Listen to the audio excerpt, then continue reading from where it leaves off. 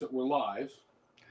Thank you for listening to and watching the Dreaming Insomniacs, the podcast. My name is Joseph, and I have a very, very special guest with us here today. Yes, he This is does. Willie Dinardo and the Corporates from Willie Dinardo from Willie Dinardo and the Corporates. They just released their self-titled album, and we're going to talk about some music, some life, and some all-around piff times, if you You've will. got that right, sir. So I have one first question to start, and is Okay. that I'm wondering, just on a light note, All right. is mayonnaise an instrument? Um, well, technically, yes. If because my roots are in percussion, and you can make a percussion instrument out of everything. You grab a spoon or a drumstick or something and bang on the man. Yes, mayonnaise is an instrument in that sense. Or you could, record yourself, the sound of you opening and shutting the thing. The mayonnaise jar is more so the instrument than the mayonnaise itself. That's fair. That's fair. Unless you think that this, which is the sound of mayonnaise coming out of the jar, is a flattering sound. Right. You know? Well, I'll tell you who asked me to ask that. It was Sam. Sam told Of me to ask course, that. Sam. He told me not to tell you, but I can't do that. He Hey should know me Sam, why enough. don't you go dance around in your freaking boxers? Shout out Sam Mellow Soul Bloomer. We love you, bro. So I actually have a genuinely real question for you. I was just goofing around with that one. Is What ketchup an instrument? It is if your name is Sam Mello. So on like the topic of your album, right? Yes. That thing is so freaking good, man. Thank you. First of all, everybody who's listening or watching this, first of all, go and look up right now Willie Dinardo and the Corporates. The self-titled albums on Apple Music, all online platforms, and please purchase it. Don't just download it and listen to it. Please purchase it because he just spent 5 years on this thing, maybe more, even more Six and a writing. half. Six and a Six and half, a and half. if you want to go 10, really 10 or more, if you want to count the writing. So Something please like that. support Yeah. the album. What was your favorite song on the album to write and record? My favorite song of all time that I've written is "Hold On to Me." It always Same. really, I've played it almost every show, whether solo or full band, since September 6th, 2013. And anytime that we don't play it, somebody like a friend would be like, "Hey, you didn't play my song." I'm like, "I know, I just wanted to try something." So after a while of that, it was like, okay, I guess I have to play it every show now. Right. And I'm fine with that. I get sick of songs. I never get sick of that song. That one, same, but it's also every time I listen to it, it not only makes me cry, I'll admit Really? that, but it also gives me the chills down my spine. And especially this new version, it's by far the most superior version of it. Damn right. Thank you. Thank you. How you guys mixed the backing vocals, and it's not just you and a female singer like it was on the Rookie EP. You also have another male vocal in there, so there's like a trifecta of sound going, and it really makes you feel shit. That song is so relatable. And there's a lot of gang vocals in that too. But the version on the Rookie, there's it's me and the female Maria. Yes. Maria was dating a band member at the time, and she, I had her come and sing on the record because we would jam, like, after hours in the studio, and all of a sudden we'd all be singing, and I'd hear her singing. I'm like, damn girl, you got a good voice. Like, you want to sing on the record? So she sang on a few things on that EP, and then she was always at shows because she was dating Brad, the guitar player at the time.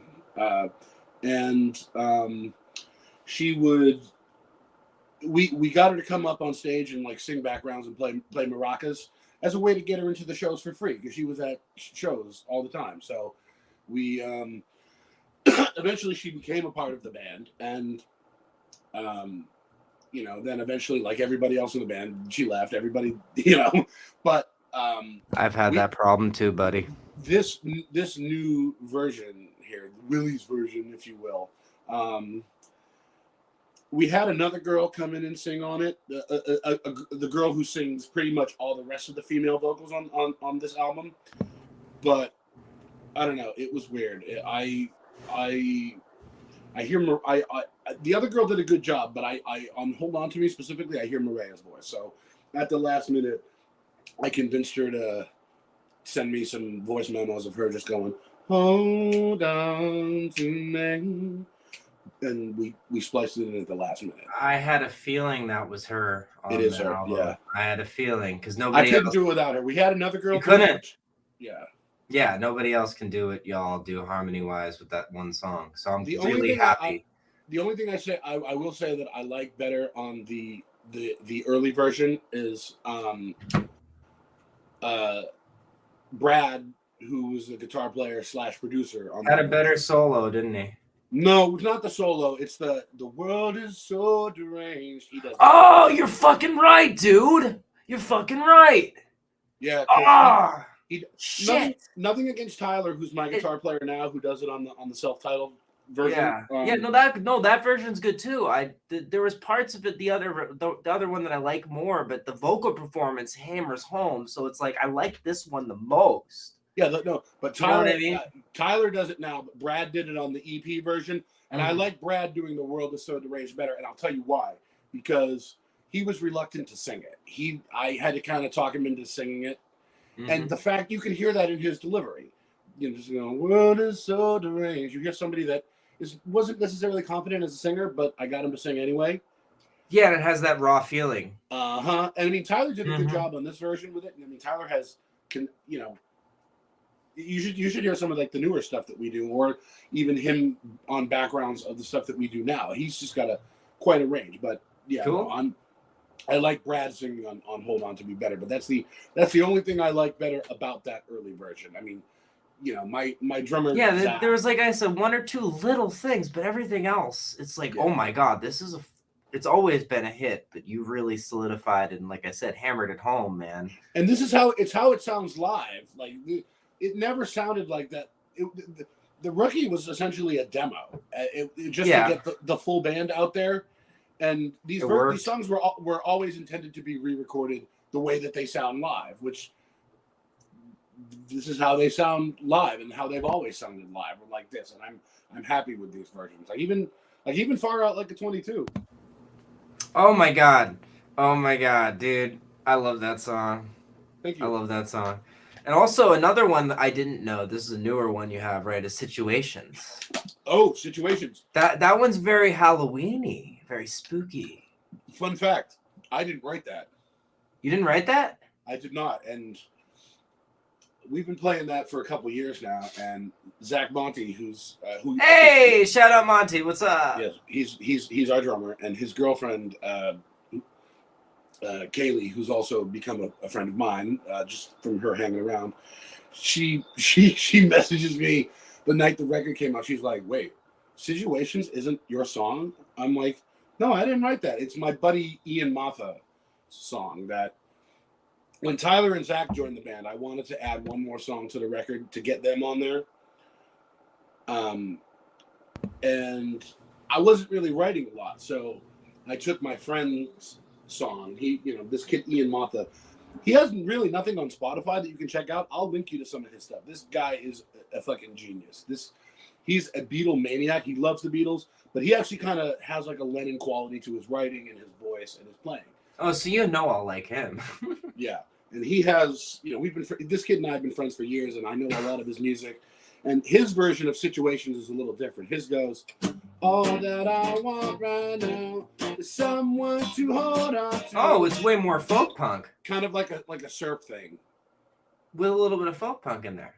And then, me being somebody who likes to play around with arrangements when I cover songs. Yeah, because you just made it sound like a 60s rock psychedelia song, dude. Like a Roxanne kind of thing. Roxanne. Yes!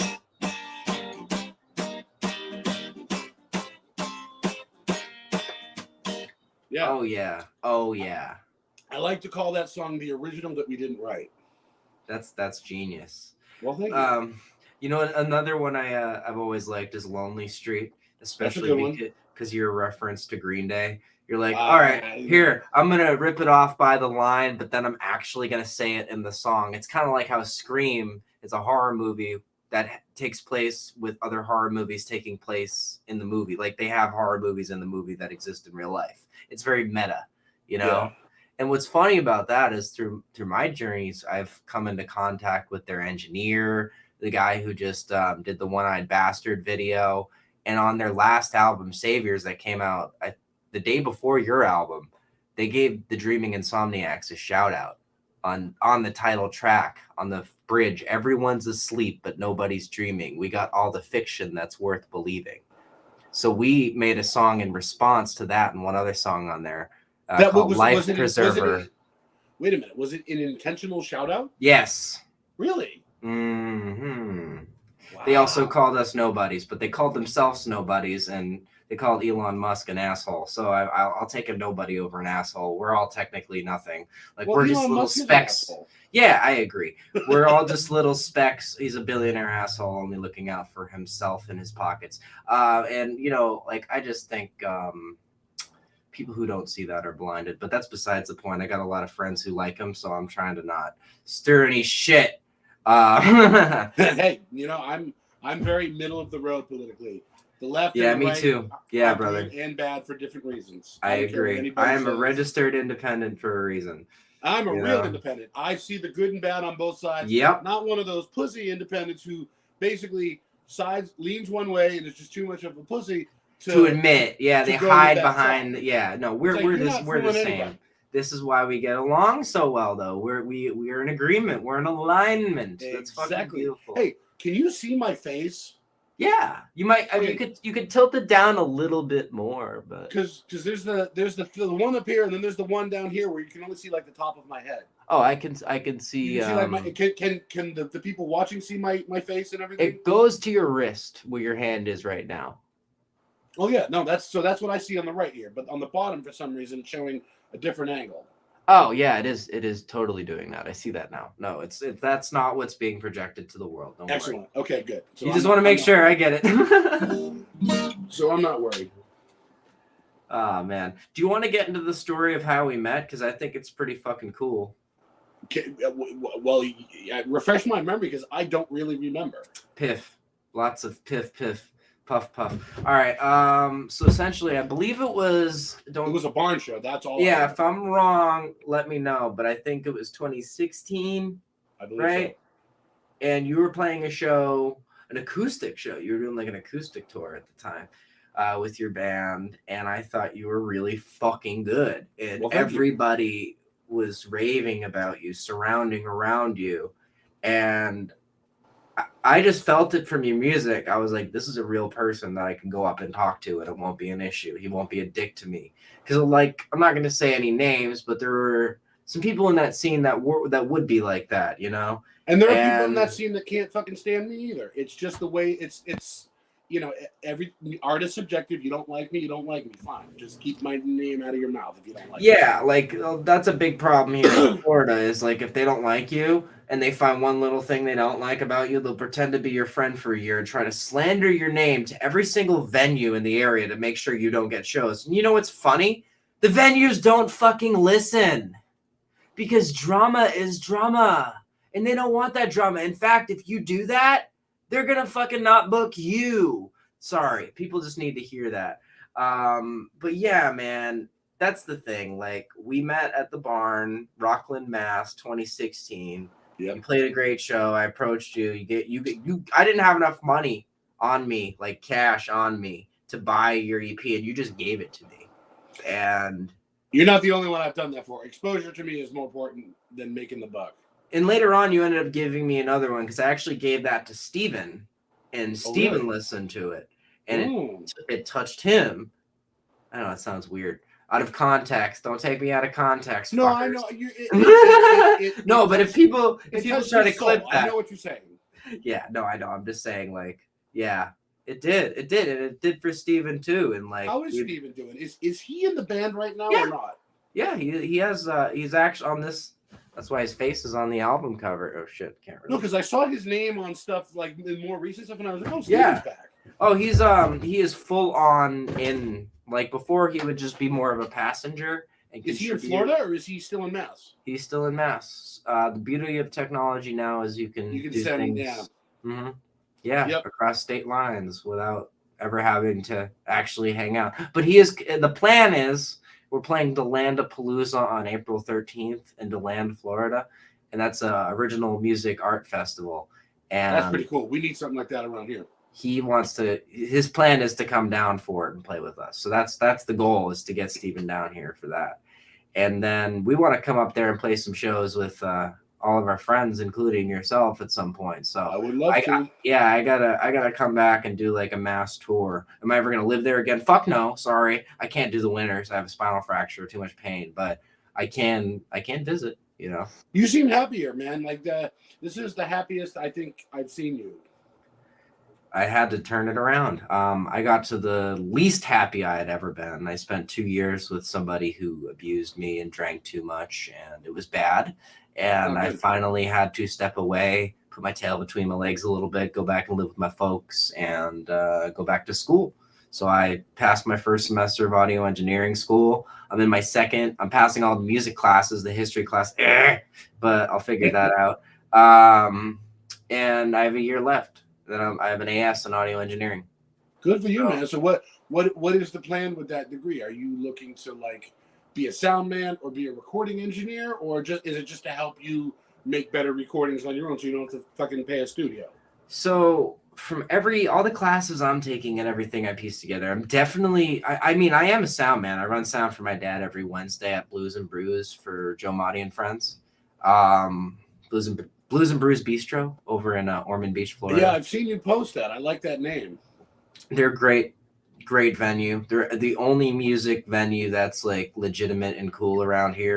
I mean, the Bank of Blues is here, but that's, kind of, I think it changed ownerships or something. But either way, the owners are genuinely nice people at Blues and Brews Bistro. It's, like I said, the only venue around where I've met owners that are genuinely good people, because there's a lot of shady shit in Daytona Beach. So, but there's that everywhere. Yeah.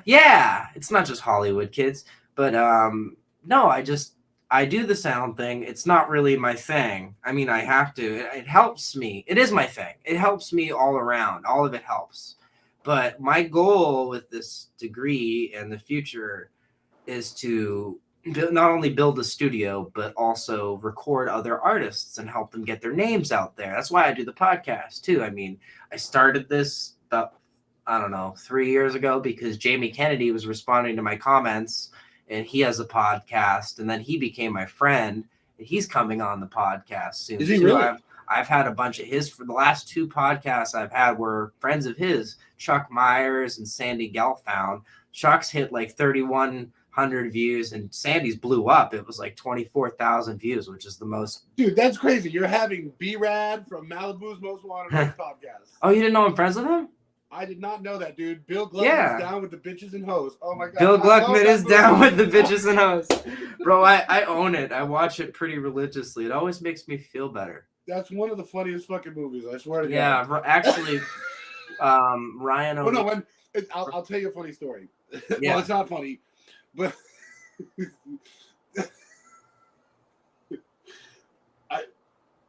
so my grandmother passed away at the end of October, and when my aunt was writing the obituary, we were trying to figure out where to make donations in her name or whatever.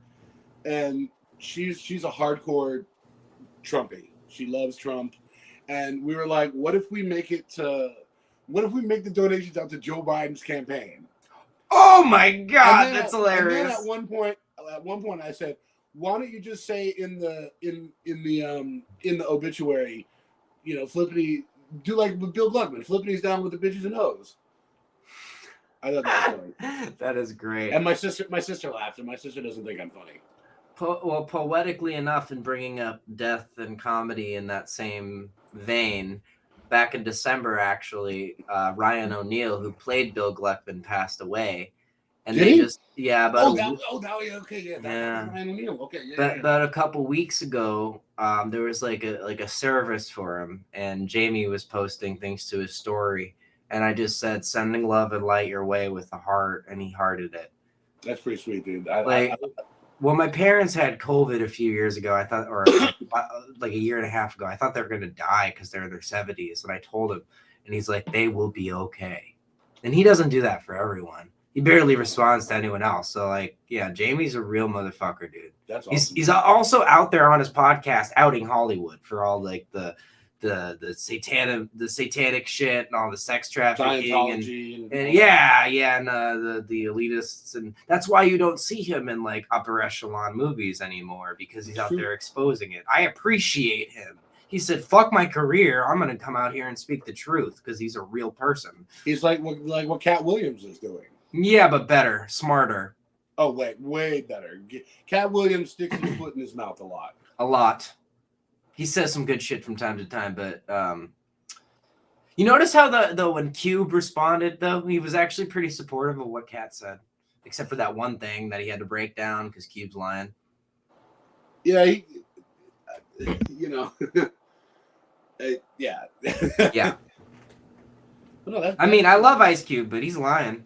You can tell when that motherfucker's lying. He's an actor. He's an easy-to-read actor. He has one face. It's angry. That's true. It's about right. He doesn't even have to use his AK. Yeah. Fuck the police. Say it's a good day. Yeah, right. Yeah. Oh, man. Willie, I bought a PS5. They made a PS5? Yeah, like 4 years ago. Wow, you really have been in depth in making this album, huh?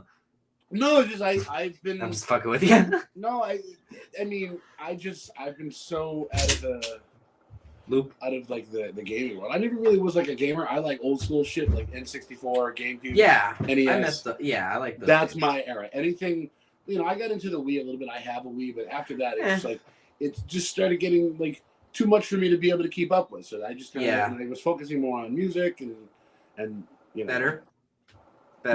No, definitely better. Yeah. I just bought the new Spider-Man game. It's fucking awesome. Games have never looked this good. But I'm also not spending all day every day doing it. I'm like doing it at night after I'm done with all my shit. That's responsibilities. How old are you now? 27. Wow. Hey! I just need to make it till September. I'll be good. That's it. Yes. That's it. September 9th. It. That's it. Then I'll be out. I'll be out of the range in which I could join that club that I don't want to be a part of. We're good. We're good. Yes. We're good. Yes. Oh, man. Oh, so yeah. So I want to get back to the story of how we met because I was leading into something else. So we met at the barn show. And then like a year later, it was after I went to Missouri and came back to Mass, I decided to put together some billings because Justin Arena played a show at the Out of the Blue Art Gallery in Cambridge, Mass. And this was before we all knew that the owner was a fucking weirdo. So that's... And I had played at the old Out of the Blue, the first Out of the Blue in 2013. Yeah. So, and I have a story about when I played there after my mom died, I'll get to. So, 2017, it was May, I put together a billing of all my favorite local artists. It was you. You introduced me to Sam Mello. At the time, Soul Bloomer was called the Redneck Coolies because of an asshole's decision. Yes, an asshole's decision. Soul Bloomer's the name. Soul Bloomer all the way. Well, Soul Bloomer was the original name. I know. That's why I said because of an asshole's decision. I'm just trying not to say names so we don't get sued. Because he's one of those people. You know who I'm talking about. I know who you're talking about. Yeah. And Sam will appreciate everything I just said because I'll emphasize again that dude's an asshole. My point is, Soul Bloomer, you, the Dreaming Insomniacs, and who else? Justin Arena. Was that it? I think that was it. I can't remember because I did a couple shows at Out of the Blue that year. So Yeah, that was our billing. Was Selim on that one? Steven played with me. No, Selim, Nick Gilbert's band. His old band. No. Nick Gilbert, who plays with Kingsman now. I would. Oh, Kingsman! I saw them at the Middle East in 2017, and it was the only metal show I've ever been to. And I got in the fucking pit, and I got elbowed in the face. Middle East upstairs or downstairs? Downstairs. Anywhere else, I would have cried. Right? If I got elbowed in the face, I got up and I fucking laughed, and I was just in it. I was like, "Fuck yeah!"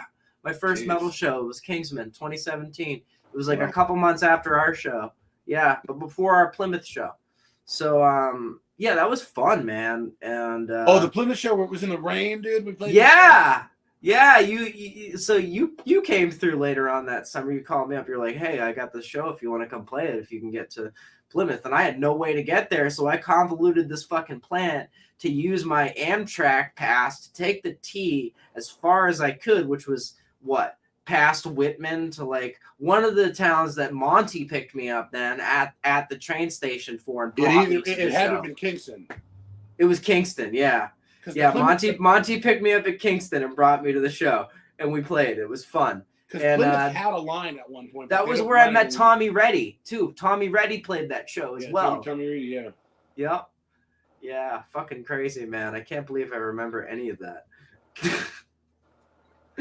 Holy shit. Oh, yeah, so a year later, in, like, October, like, a few days after my mom dies, nobody has a funeral for my mom, so I'm like, fuck it, I'll put together a show.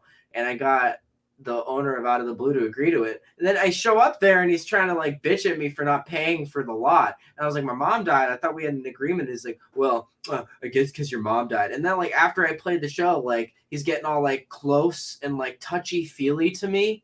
I mean, yeah, I was 21 at the time, but I looked like I was about 16.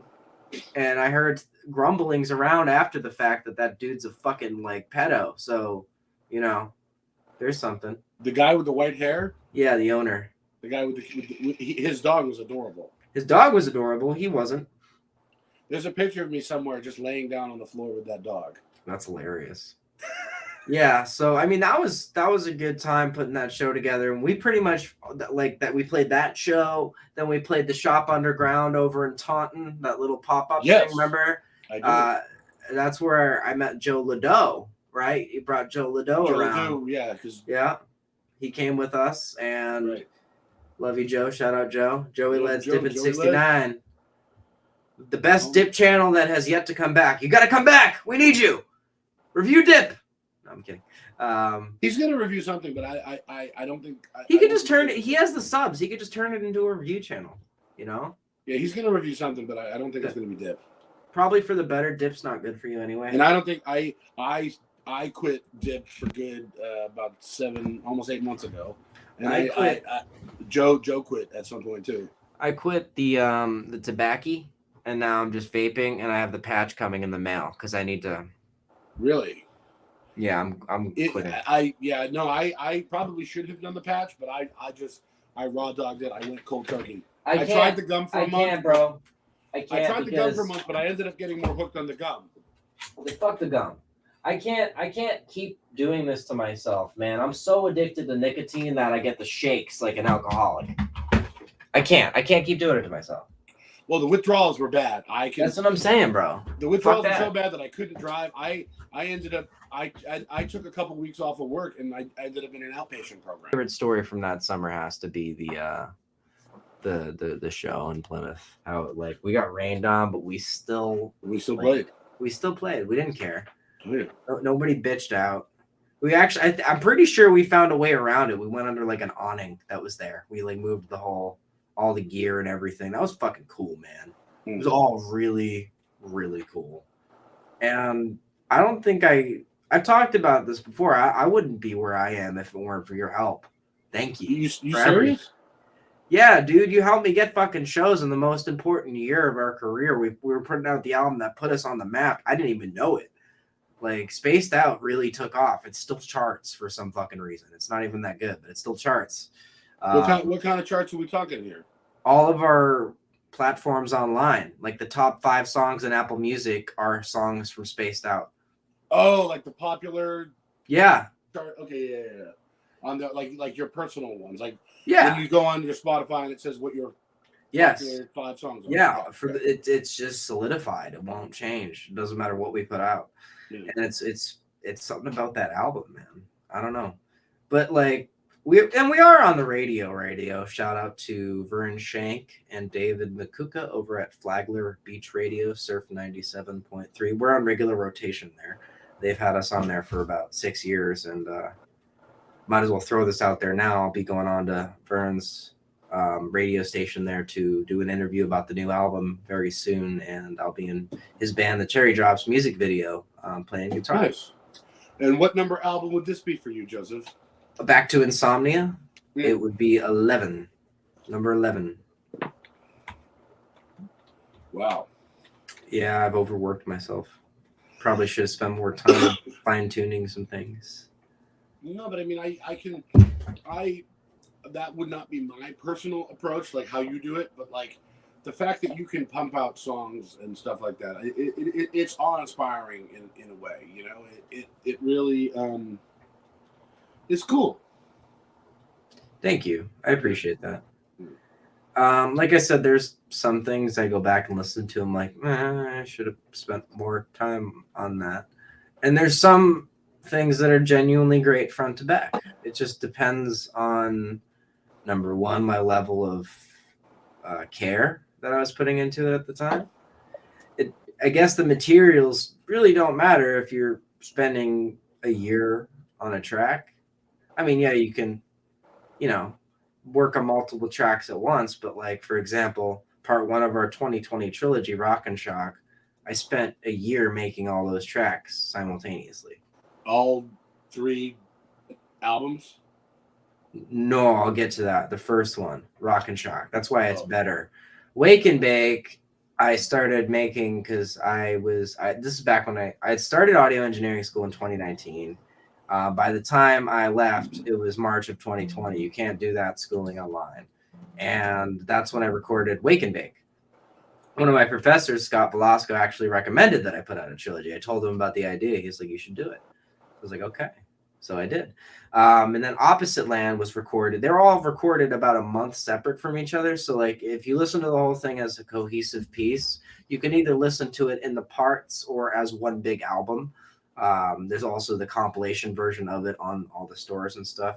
Yeah. But you can tell like they're almost as like a quality downgrade as you sort of go along, because I didn't spend as much time on those other tracks compared to the ones on the first one. You can hear it.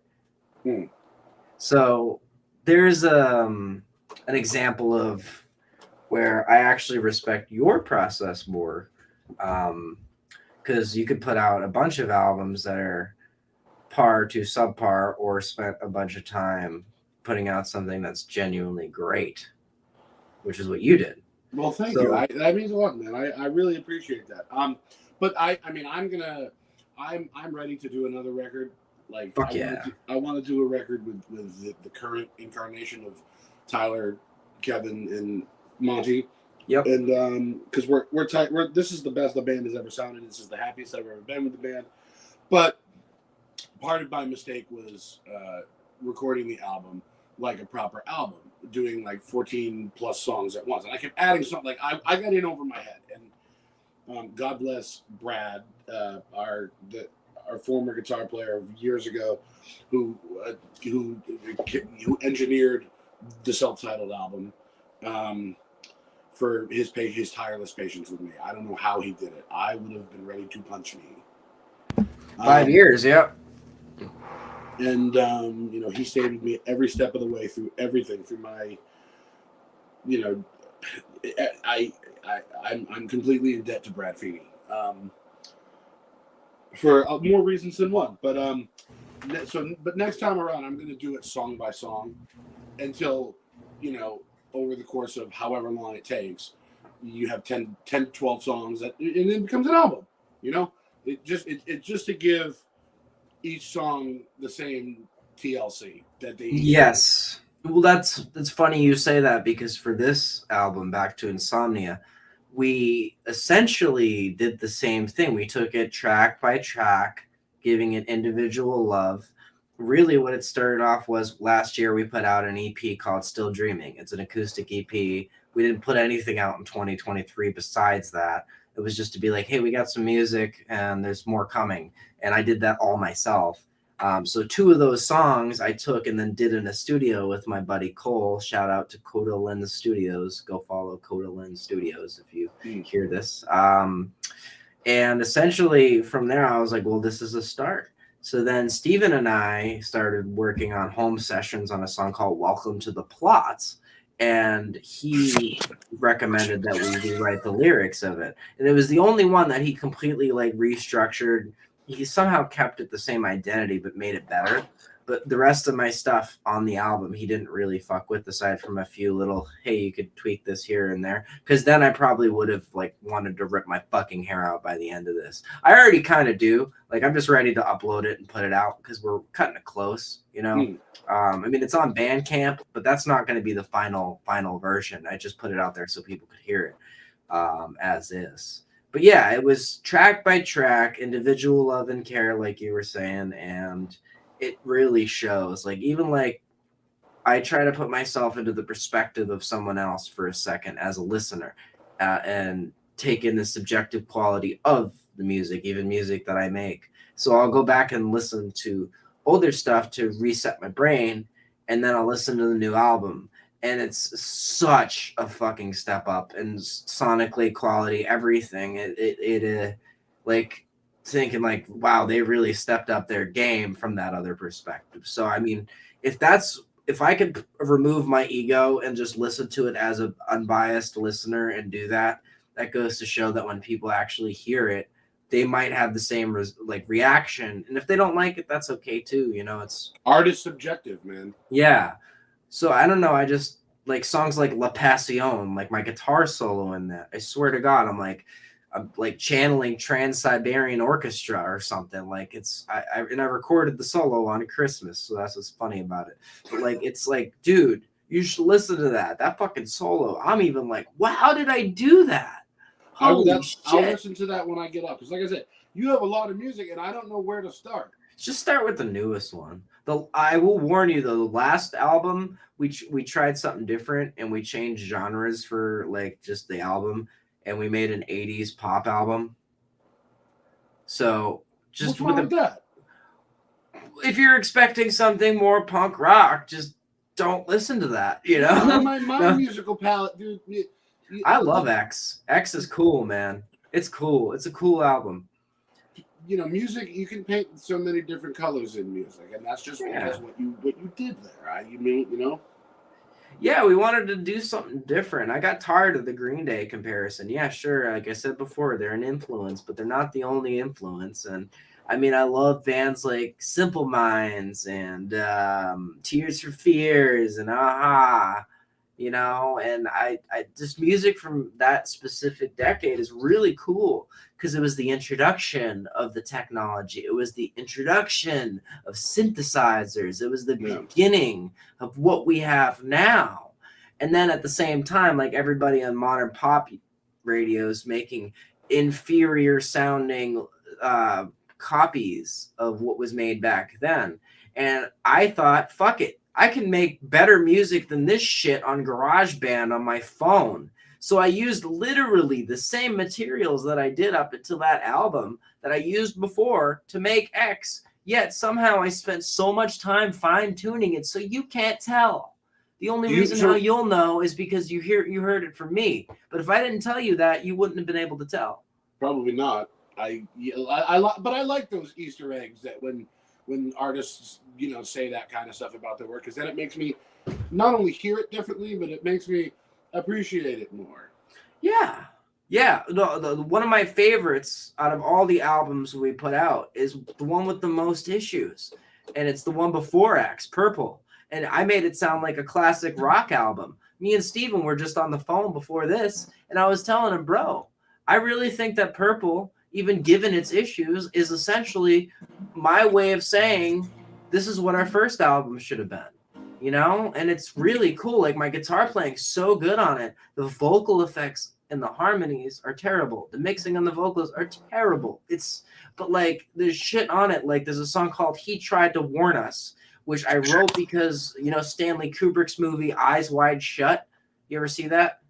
No, I have not, but I obviously I know who Stanley Kubrick is. It was his last movie, right? And he makes this movie about this sex cult starring fucking Nicole Kidman and Tom Cruise when they were married. But at the time he had left Scientology before he went back and went hard on it, you know? And essentially it like exposes like some really like by the end of the movie they make it clear that these like parties like were there's insinuated murder and other things going on. There's sex cult parties with a bunch of masks that politicians and businessmen and all the upper echelon people were there. And if you knew who was there, you wouldn't sleep so well at night. And then all of a sudden, when the movie's not finished, Kubrick dies of a heart attack with no history of heart attack in his family. And yeah, so I wrote a song called He Tried to Warn Us, literally inspired by the movie almost. There was some like higher being channeling through me to make the song to warn people, and the lyrics are so fucking on the nose that it's true, so it needs to be said, but like it's scary.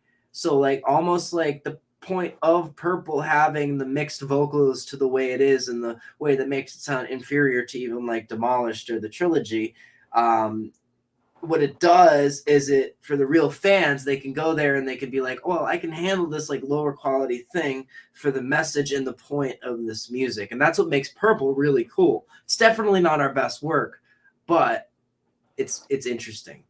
So that's another one I think you'd like. I will listen to Purple and I will listen to X as soon as maybe I'll go for a drunk cruise. And Back to Insomnia. Back to Insomnia. You did say link to that. All right, okay. So you gave me a couple of Easter eggs. I'll play you. You said you wanted a couple songs today. I do. Give me a couple songs, and I'll give you some Easter eggs behind them. Fuck yeah. I'm going to pull up your track list when you do, too, so I can ask questions about the songs that I like the most, too. I mean, I already asked a few about... Yeah, anything you want to know, man. I'm an open book. You know that. Watch this. I'm going to go listen to the album after I interview and be like, fuck, I should have asked that.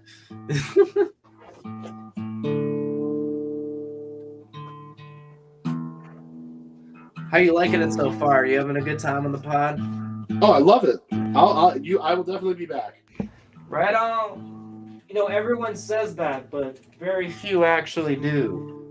Talking to you, all you people who made promises that you can't keep. I'm kidding. I'm kidding.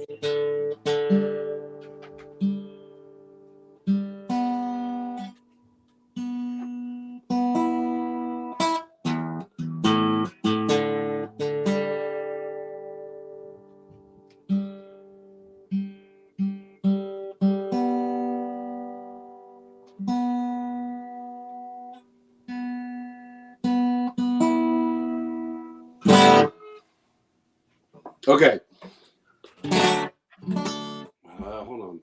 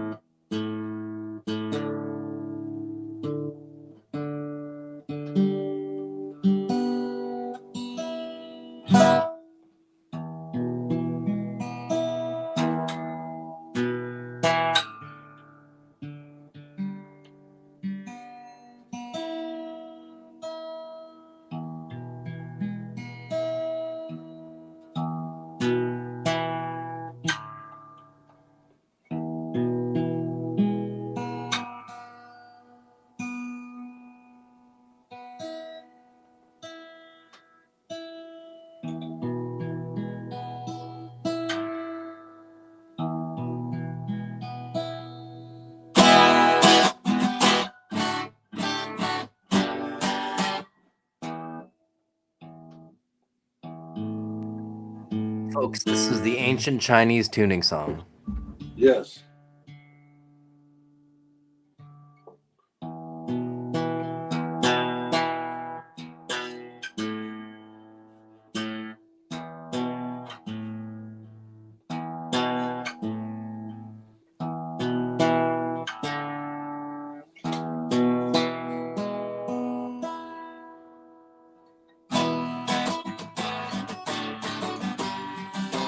Close enough, I guess. It's still not that great, but it is what it is.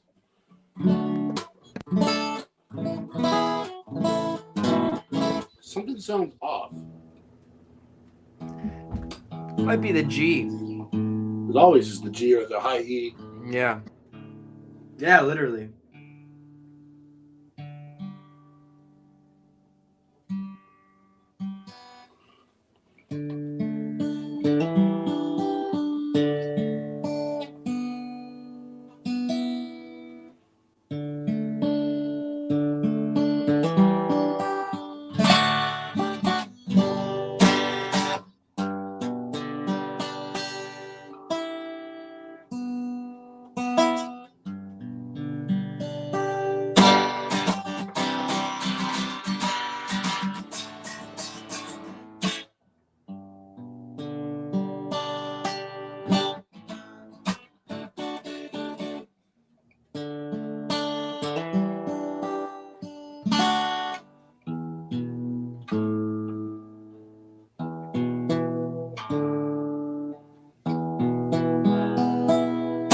There we go. That's Good it. enough. Yep. So this is the last song on the record. It's called "Okay," and the story behind it was, I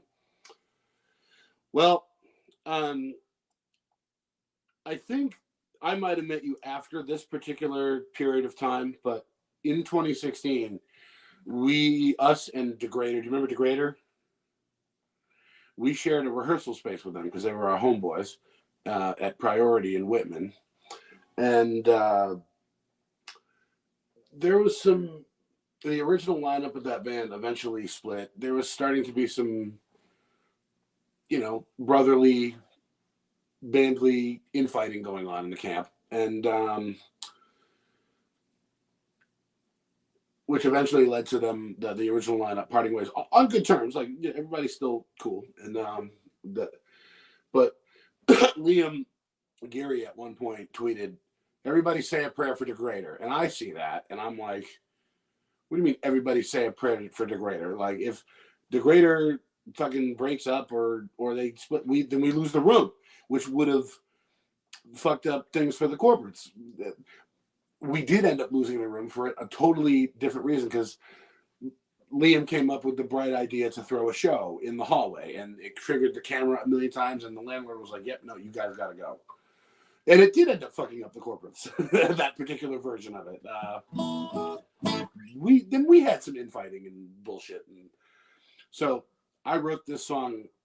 I couldn't sleep that night, just because I was worried. I was worried that we were going to lose the room, because we finally had a practice spot where we could write stuff, and we were starting to pump out jams and everything. And I wrote this as kind of like a prayer for Degrader. And yes, I will play "Hold On to Me." Who's Catherine Benito? I don't know who that is. I don't either. But yes, for you, I'll do "Hold On to Me" next. But oh, look, that's sweet. Look at that.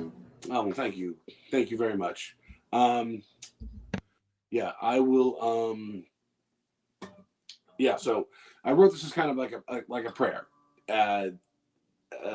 Me being spiritual, whatever you want to call it, religious. I'm a believer, like the Monkees.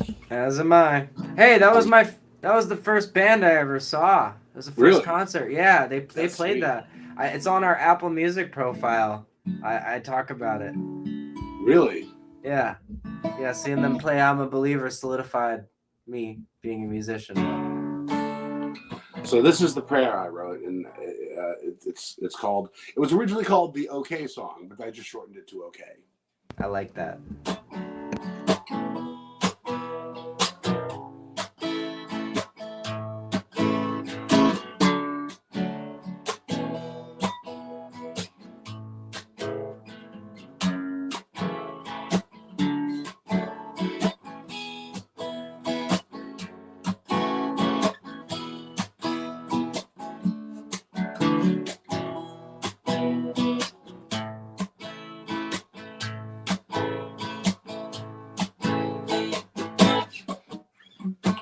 It's 3 a.m. and I must be up at 6.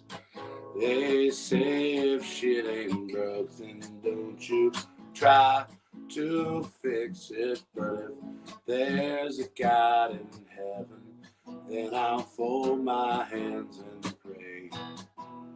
'Cause I just hope that things will be okay. Maybe I should just go back to sleep.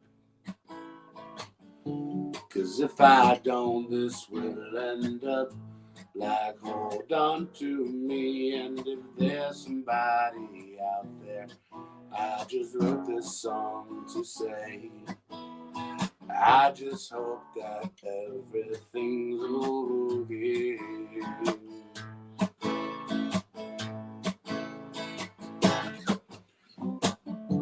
Da da da da da da.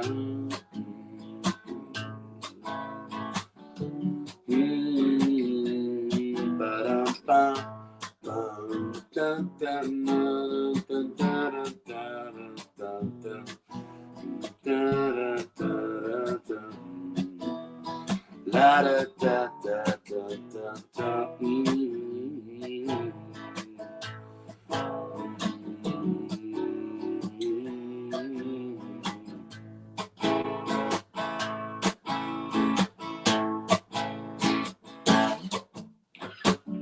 The TV's still on. Now I'm half asleep, with one eye open, wondering how this could happen to me. And if there's a God in heaven, hope he listens what I say.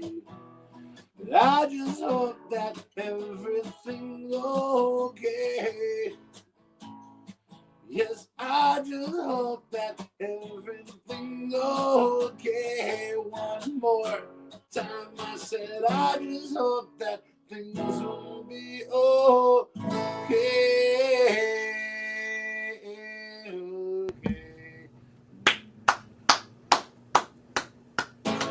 Yeah. That's awesome. Making me feel shit over here. Thank That's you. the point. So Damn it, Willie! All right, so now, is Catherine still here? Do you want to hear "Hold On to Me"? Yeah. Which I was. Yeah, I play do. anyway. I definitely do. All right. Yeah.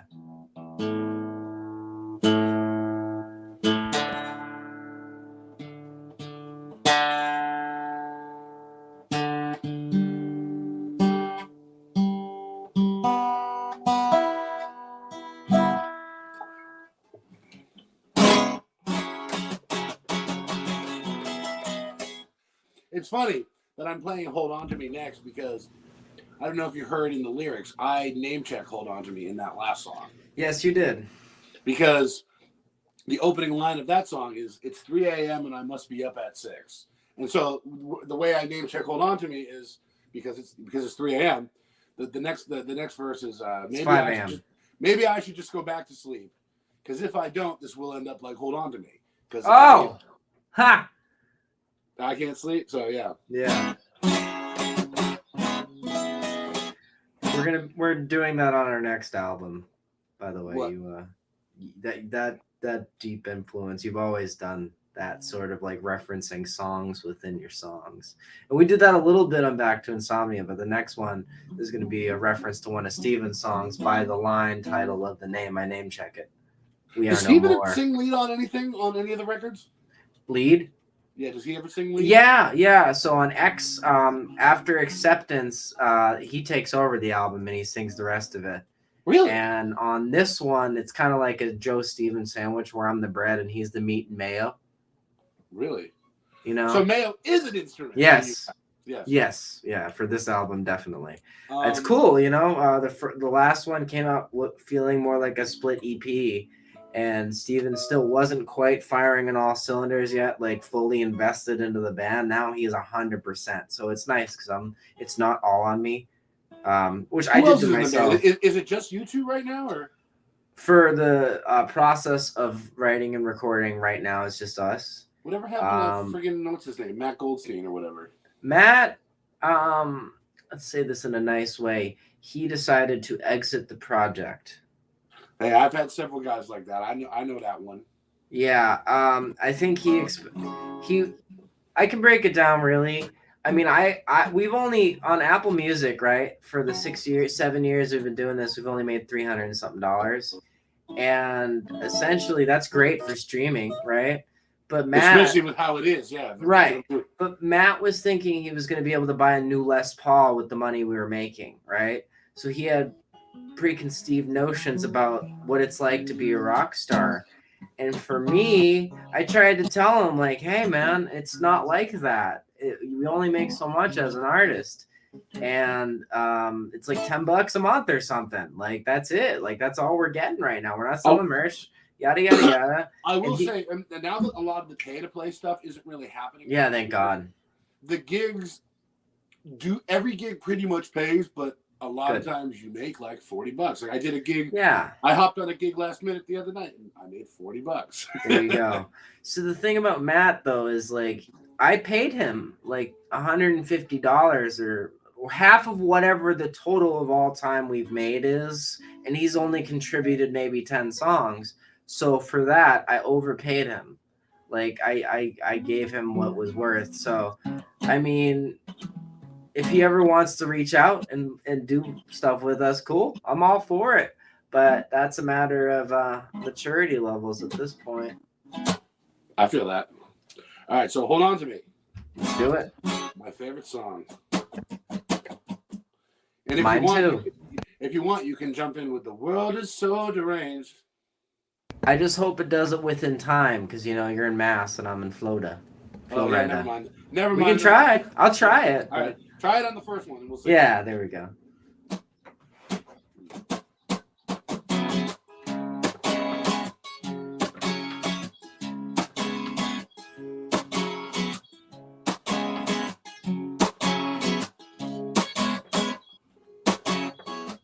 I can't sleep. It's 5 a.m. Sun is rising once again. I woke up from a dream.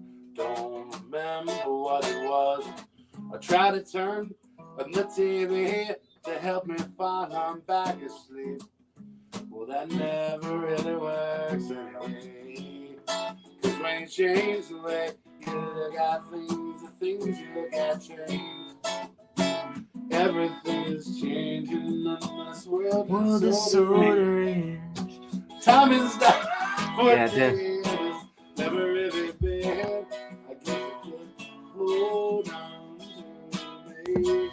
I will hold on to you too. Speaking of timing, I guess it's not your forte in Florida. Yeah, never mind. We tried. It was a valiant effort. Look who's here. Hey, Brian. What's up, Brian Burns? Dad Soda.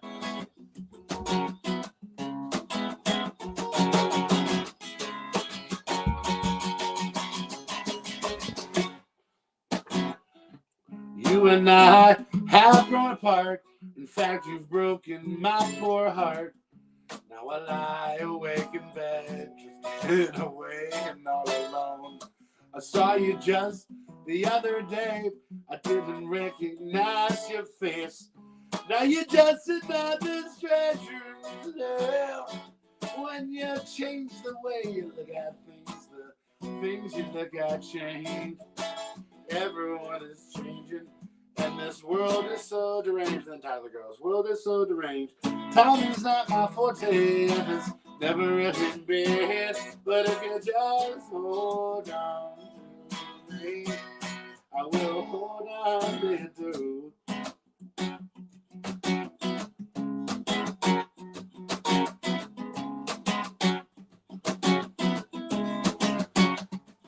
So this is usually where the guitar solo is, as you know, or on the EP version, it's the piano. But as you can see, there's no lead guitar player here because it's just me strumming along in my bathrobe in my room.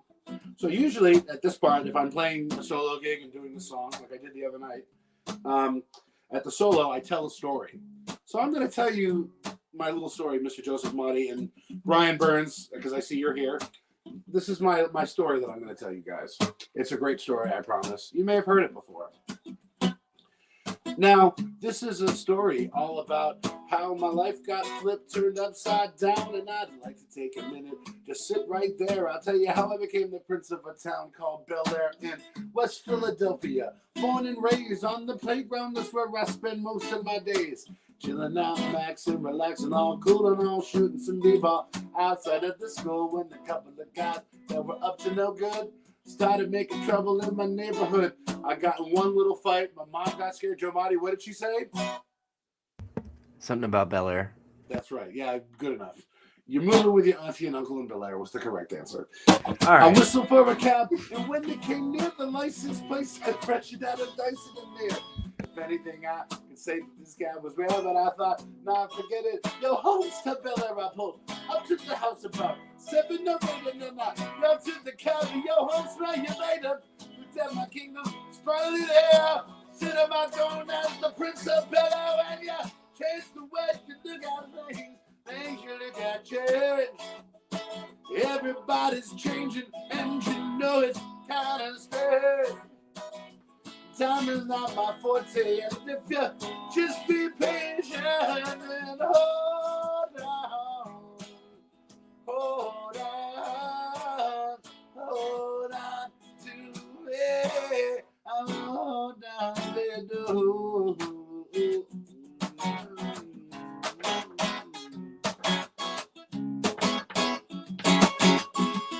I'll hold on and lose. Yes, that's what I'll do.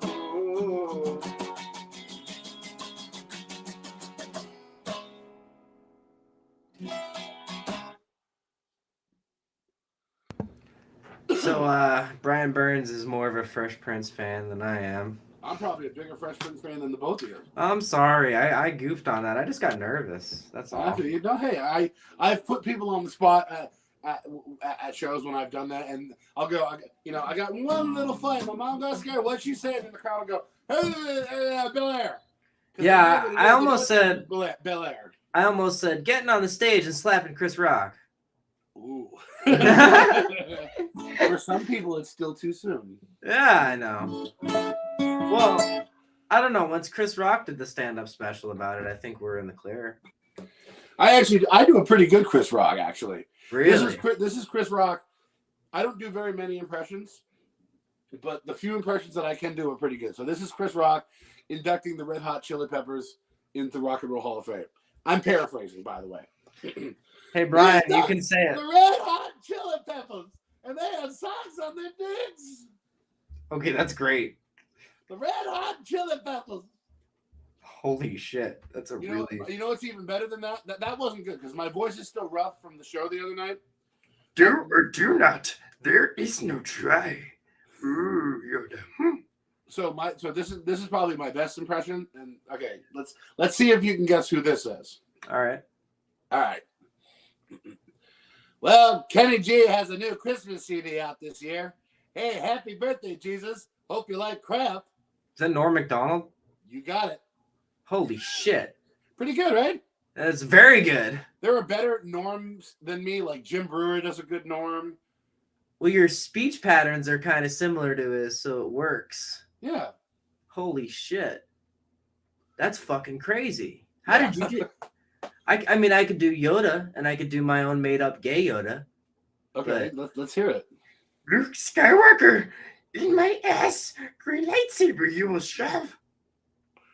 Ooh, Yoda, kinky. Is that what Yoda sounds like? I never really was a Star Wars. Do or do not. There is no try. Ooh. Yeah, that's about all I can. Oh, and need a punch button. That's about it.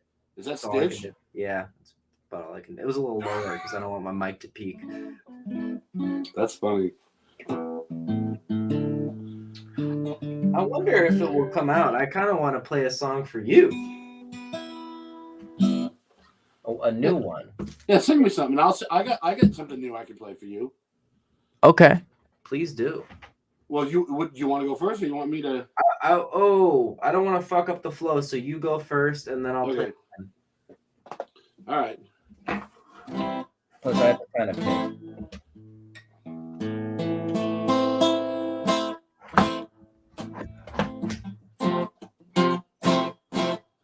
If I can get this fucking thing in tune.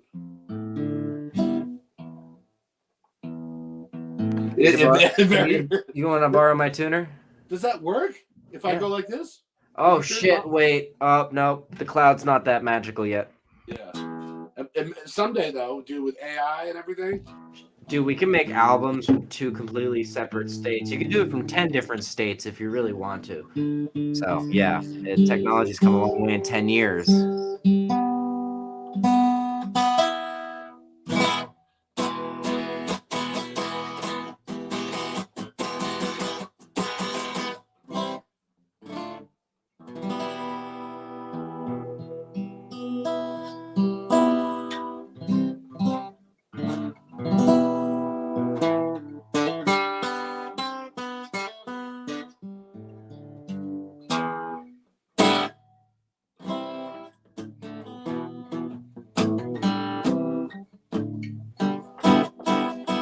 Okay. So this song,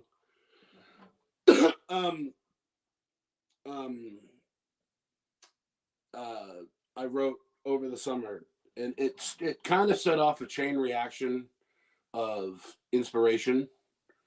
As far as like songs, I was just pumping out songs left and right because I became inspired again. For granted. So in the middle of Outpatient, I went to go stay with my friends in Charlestown, Rhode Island, which is my favorite place in the world. It's on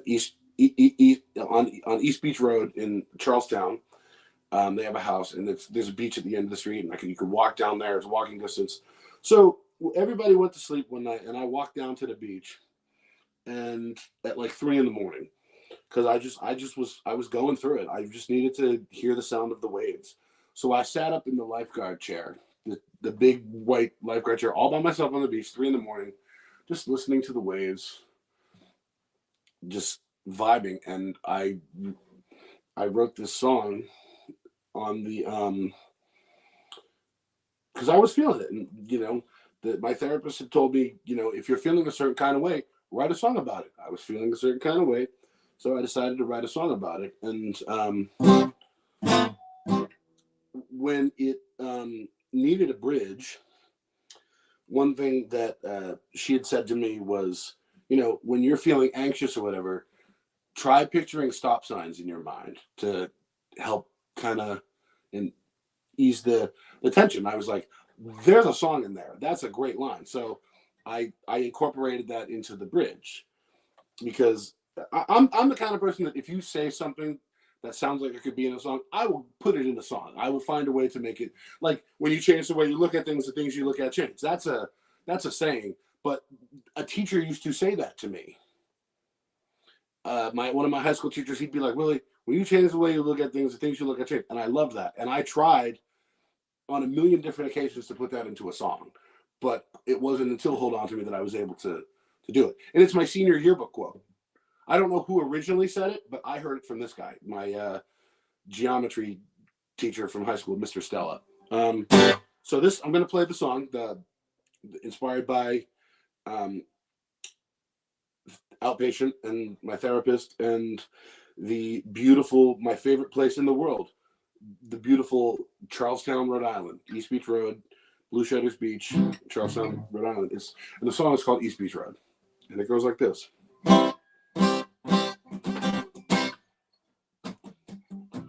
Staring up at the moon. Hold on, I gotta start over. That was bad. Redo. Yep, redo. Staring up at the moon, watching the waves crash along the shore, feeling like such a buffoon as I contemplate life just a little more. All I need is a little solace and serenity, peace, alone in this tall white chair. It's the closest I'll get to being the king. I guess you could say that I'm scared, that I will never be much of anything. All I need is a little patience and some dignity to be or not to be. Yes, that's the question. Hey. Da, da, da, da, da, da, da.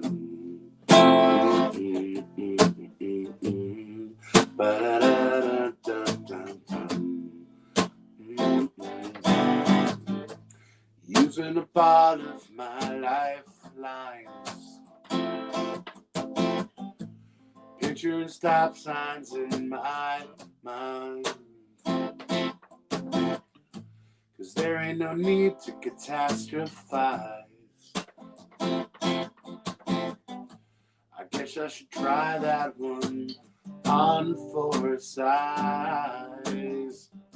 It's getting to be kind of late as I make my way back down East Beach Road. I hope tomorrow's a much better day, or it's back into this hole that I shall go.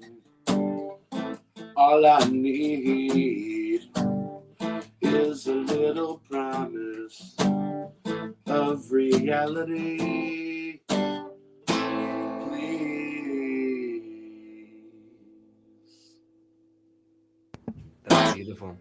Beautiful, man. Yeah, it was cathartic. It started off a chain reaction of a lot of the newer stuff I've written, probably a lot of what's going to be on the next record.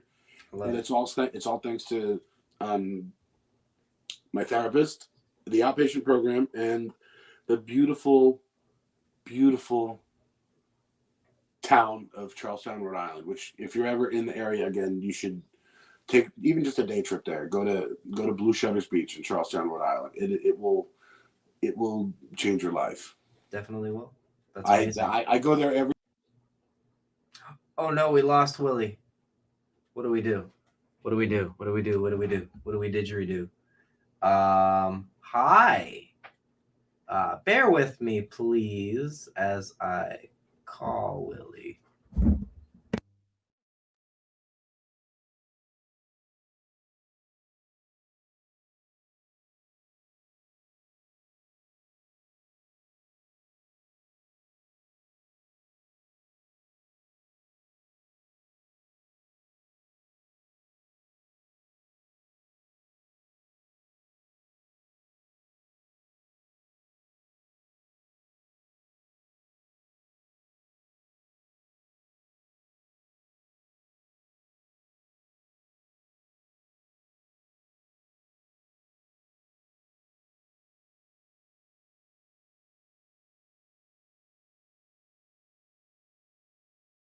All right, Willie is joining us. His iPad died, and he's going to be joining on his phone.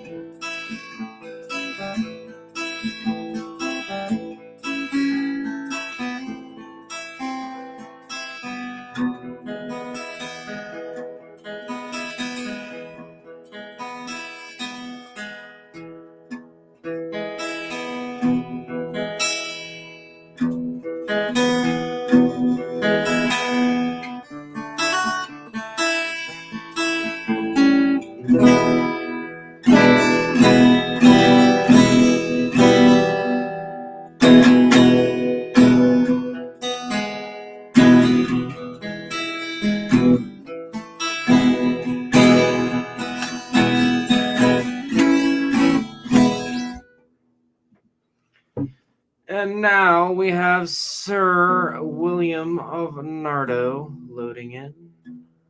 Oh no, we got the spin wheel. We got the spin wheel. Is it done yet? Not done yet. William, did you turn on your camera and mic? You gotta do that.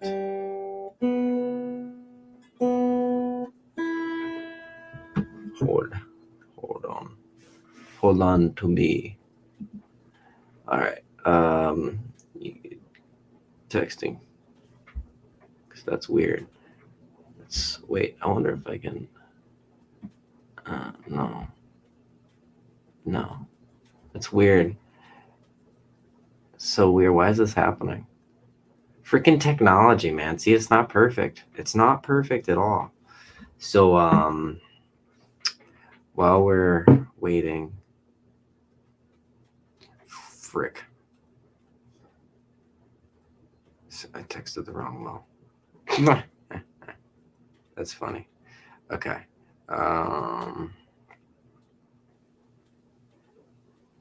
Oh, there we go. There's the Nard. There's the Nardo. Joe? You're like sideways. Hello? Can you hear me? Oh man, the connection's all fucked.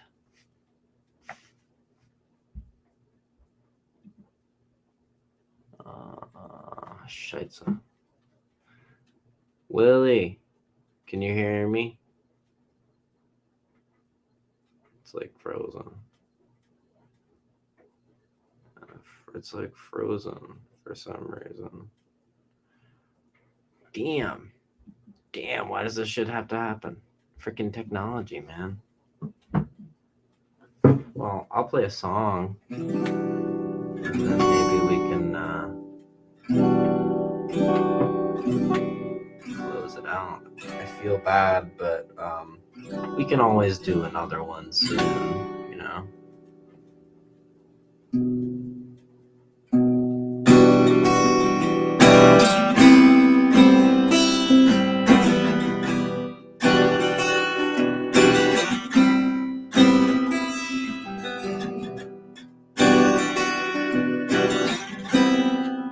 He's calling me. So for some reason, it's just like frozen. Yeah. So let me just wait for the iPad to get fired up, and why don't you play a couple songs? Yeah. Do you want to like stay on the phone? Because like they can hear you now. Can they hear me? Yeah, I'm putting the phone up to the mic. I'll get the iPad back on eventually, but I'll stay on the phone. And then, how long do you guys usually do these episodes? Or just kind of whatever? Yeah, depends. I've done hour ones. I've done 3-hour ones. It's whatever you want to do, bro. I'm down for whatever, man. I'm digging this. It's fun. We're having fun. All right, we'll keep this going. Do this as like a little intermission section, and then get back to the grind. Plus, I want to hear. Fires back up. I'll fire it back up because I want to be seen. Fair. All right, well, I'll play Masking Tape. This is a new one, and it is the last one on Back to Insomnia. So check out Back to Insomnia out March 2nd.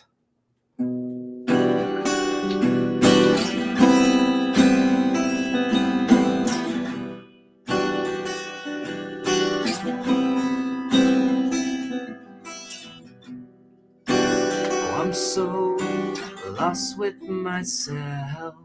Now I don't know what to do. Enveloped in my own personal hell, which was caused by me and you. I don't know what I had been thinking. Likely a result of what I'd been drinking. You had brought a smile to my face, but you were nothing more than a lie to me. I know where you are right now, because you're so lost with yourself somehow.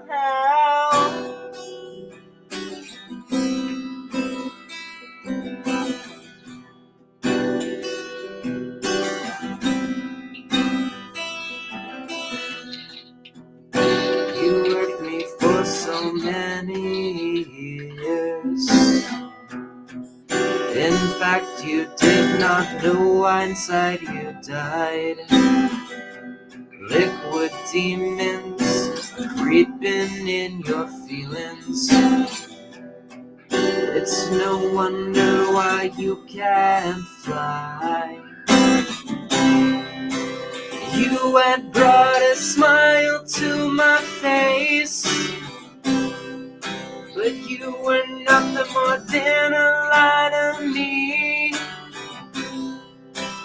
I don't know where you are right now, because you are just lost with yourself somehow. Oh, I fucked up. Oops. That's not supposed to happen.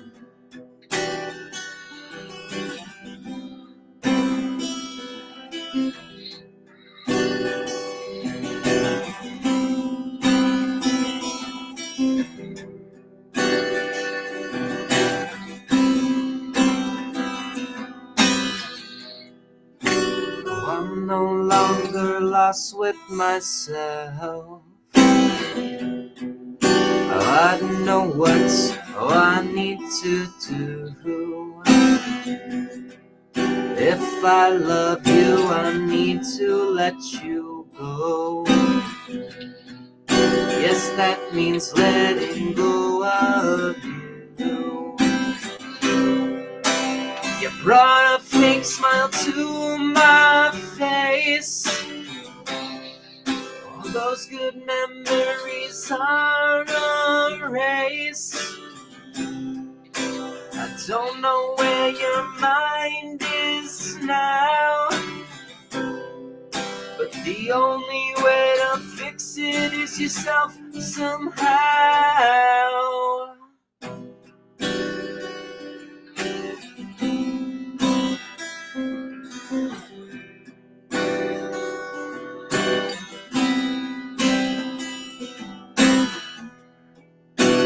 Masking tape, masking tape, masking tape, masking tape.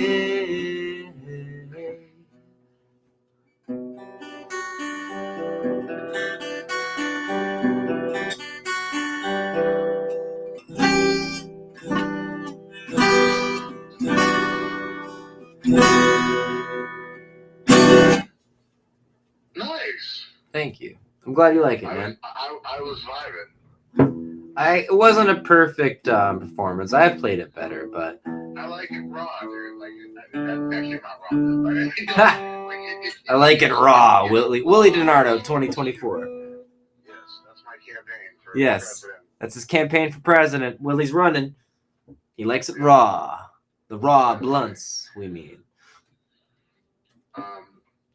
Yeah, still waiting for the fucking iPad to fire up. But hold on, I actually have to. Oh, it did fire up. Okay. So All right. I'm going to. I just realized I have to take my meds, so I'm gonna. I'm gonna put the phone down. Say, talk to the people, whatever. I gotta take my medication, and then I will get the video back up. Cool. Just join. I'll play like another one or something, and then just join the thing, and we'll just keep it going.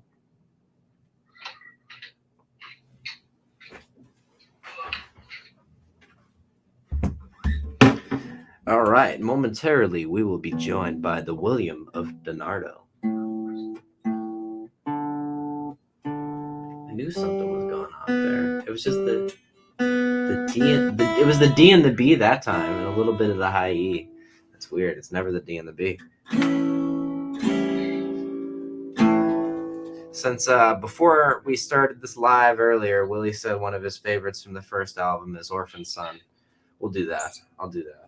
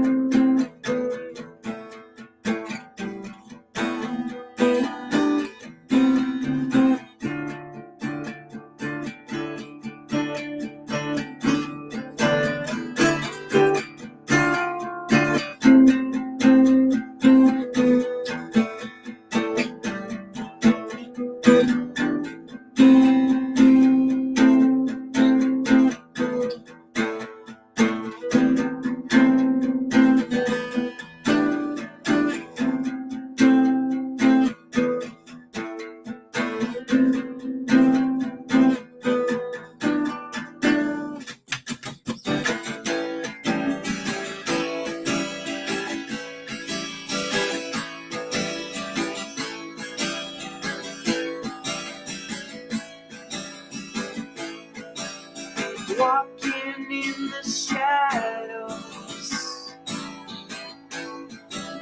See a man dressed in black, looking out my window. He wants his orphan back. What he don't know is that I have a gun and he needs to stay away from me before I have one, yeah.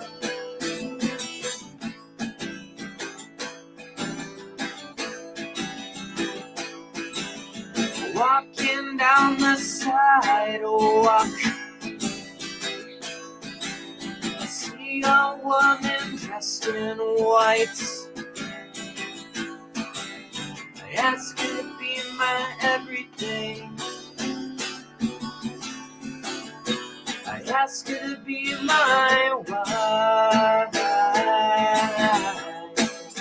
What I did not know is that she likes to have fun, and I need to go near for the love and light has won, yeah.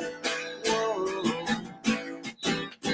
Orphan son, orphan son, orphan son.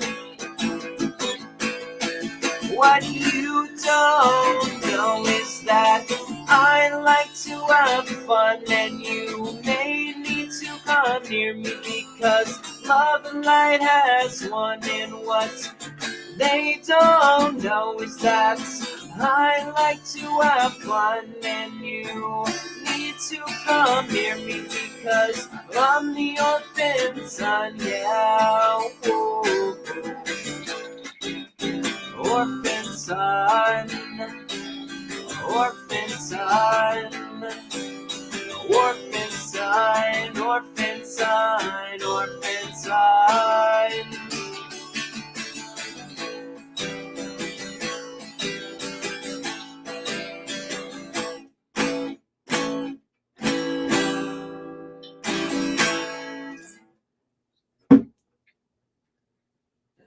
That is Orphan Son. I actually think that's the version of the lyrics I'm gonna go with from now on. It tells a better story. William Dinardo, are you still on the phone? Oh, he's not back yet. Okay. Okay. Drugs are bad, okay? But that's just the bad kind of drugs. Don't just remember, weed's not that bad. But if you're a kid and you're listening, don't smoke weed. But if you're an adult who's over the age of 21 in the legal states in which it's legal, then you're all set, man. Enjoy the ganja. Here at the Dreaming Insomniacs, we are 420 friendly. Trust when I say. Trust when I say. Trust when I say. Trust when I say that we are.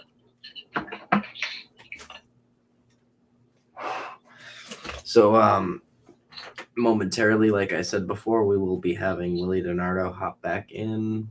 He had some temporary tech issues as the iPad he was using died, and we tried to join him in on the phone, and the quality just didn't do it. There was no connection. So the iPad's alive and well. He's just going to do a couple things real quick, and he shall be joining us in just a second. So that's all in good fun, I say. I say. What's some random shit I can say that won't get me in trouble? Cheeseburgers in paradise. That's probably it. Who am I? Oh, we have the Sir of the William of the Dinardo joining us back, right? Meow. There we go. Guess who's back? Sup, bitch? Guess who's back? Back again. Tell some men. Paul is back. Wait, that's the wrong skit. Ken is back. Oh, Ken is back, right. Wait, Paul's the manager. What am I doing? That's the best Eminem album. I'd argue he hasn't put out anything as good since. I don't know. I thought I thought Relapse was pretty good. Yeah, no, I agree. But like Encore's and everything after Relapse is so. I love Encore. I thought Encore was good too. Ass Like That's hilarious, but I don't know. I just feel like Mockingbird's great and heartfelt, but that's like the only one. I prefer the Eminem Show. I think it's probably because it was my jumping on point. You know, I was like 5 years old. My brother's driving around with me in the car playing the uncensored version of Without Me, and then he gets me the censored CD for my birthday to cover his own ass. It was hilarious. But you know, it wasn't the same. I'll tell you that. I find with music that a lot of times your favorite is always the one that introduced you to that artist. Not with Green Day. What is your favorite Green Day record? Insomniac. And Wait, that's not where the name came from, is it? Yeah, it is. I was that's part of why there's that, like, there's been a back and forth between me and Billy Joe lyrically for a couple of years, but now it's like direct, you know what I mean?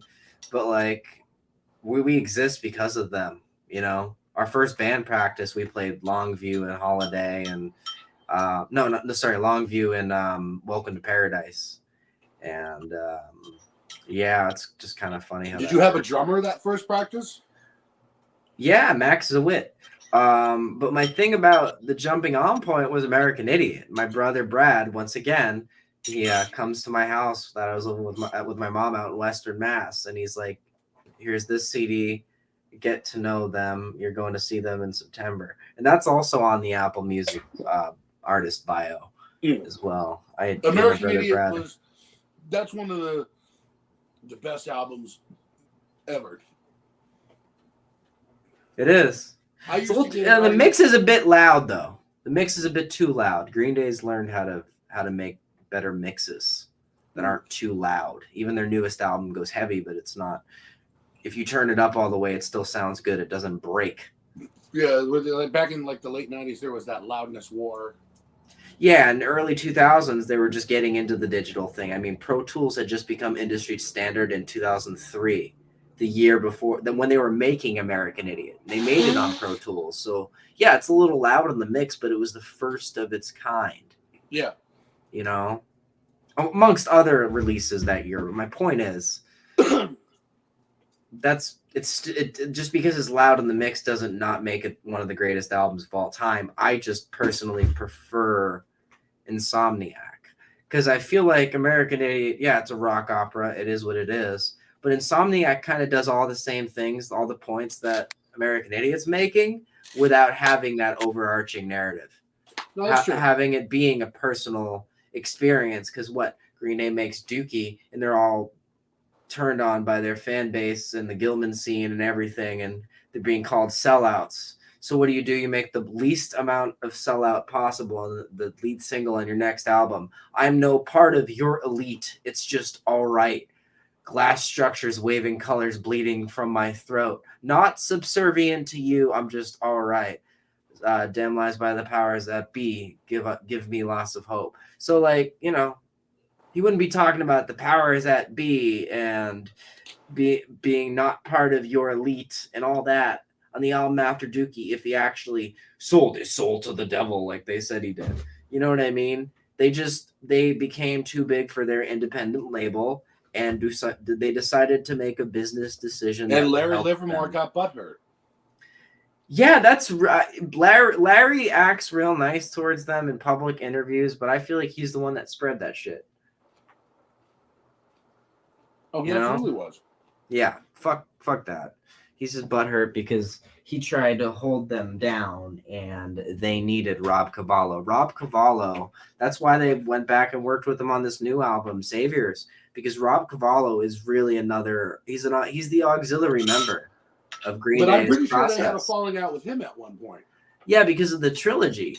I mean, Billy says that he has no issues with Warner, but it's pretty apparent that during the trilogy, they were being told certain things. There was too many audio engineers in the kitchen. The songs were overcooked by the end of the production cycle. And what happened? We got some pop trash. And the songs were better live. I've seen the documentary Quattro. So I think it wasn't necessarily Rob. It was more Warner putting like 8 audio engineers in the studio at once. And Rob has always known how to like hone down their sound. I mean, he's the one that did the violin on Good Riddance. Like, it Oh, was really? I didn't know that. it was missing something, and he's like, bet. And he goes into the studio, and in 15 minutes, he made that. I didn't even know he played instruments. Right. No, Rob is an auxiliary member of Green Day. He's like I didn't know that. fucking important ass piece. Same with Chris Dugan, their mix engineer, who wished me luck in school. Like, that dude's super important. He doesn't get enough love. Shout out Chris Dugan. And yeah, I mean, dude, American Idiot, it was my jumping on point, but again, it's not my favorite. Mine's Insomniac. It's got to be. And the name. So I got to tell you that. Yeah. We were, Chris Kutu at all? It's one of our good friends from EB. Me and Steven were hanging out in his room, and I was like, we need a band name, because this is like June 2015, before we even had our first like real practice, right? And I was like, my favorite Green Day album is Insomniac. Just go with that. And he said, The Dreaming Insomniacs. It just came. Hey, that's it organically. Sometimes the names just like songs. Sometimes songs write themselves. Yeah. Subsequently, through the years, like, he's told me that, like, because of this other artist song that exists called Insomniacs Dreaming, or Insomniac Dreaming, that's where he got it also from, which was the first thing that popped up whenever you'd search our name when we first started. Now it's just our stuff, so that's cool. Yeah, that is cool. Because that was like a little one-off indie song that got like 24K hits or some shit like that. But like, I don't know. I think it's cool. There's multiple avenues of influence. I mean, there's a few Instagram accounts that try to go by the Dreaming Insomniacs. I just reported one for spam because it looked like they were a legitimate photographer. And then I like looked at all the images, right? And they're ultra low quality. Like, when you look into it's not professional photography. And it's like all these like Chinese symbols, but with like American writing at the top of the account, like English. So I think it's a spam account. So I reported that one. But like, there's one other guy who taglines himself as the Dreaming Insomniac on Instagram. I don't care, that's cool. But if someone tries to take our band name, they can deal with legal repercussion. So not just our band name is off limits. Repercussion.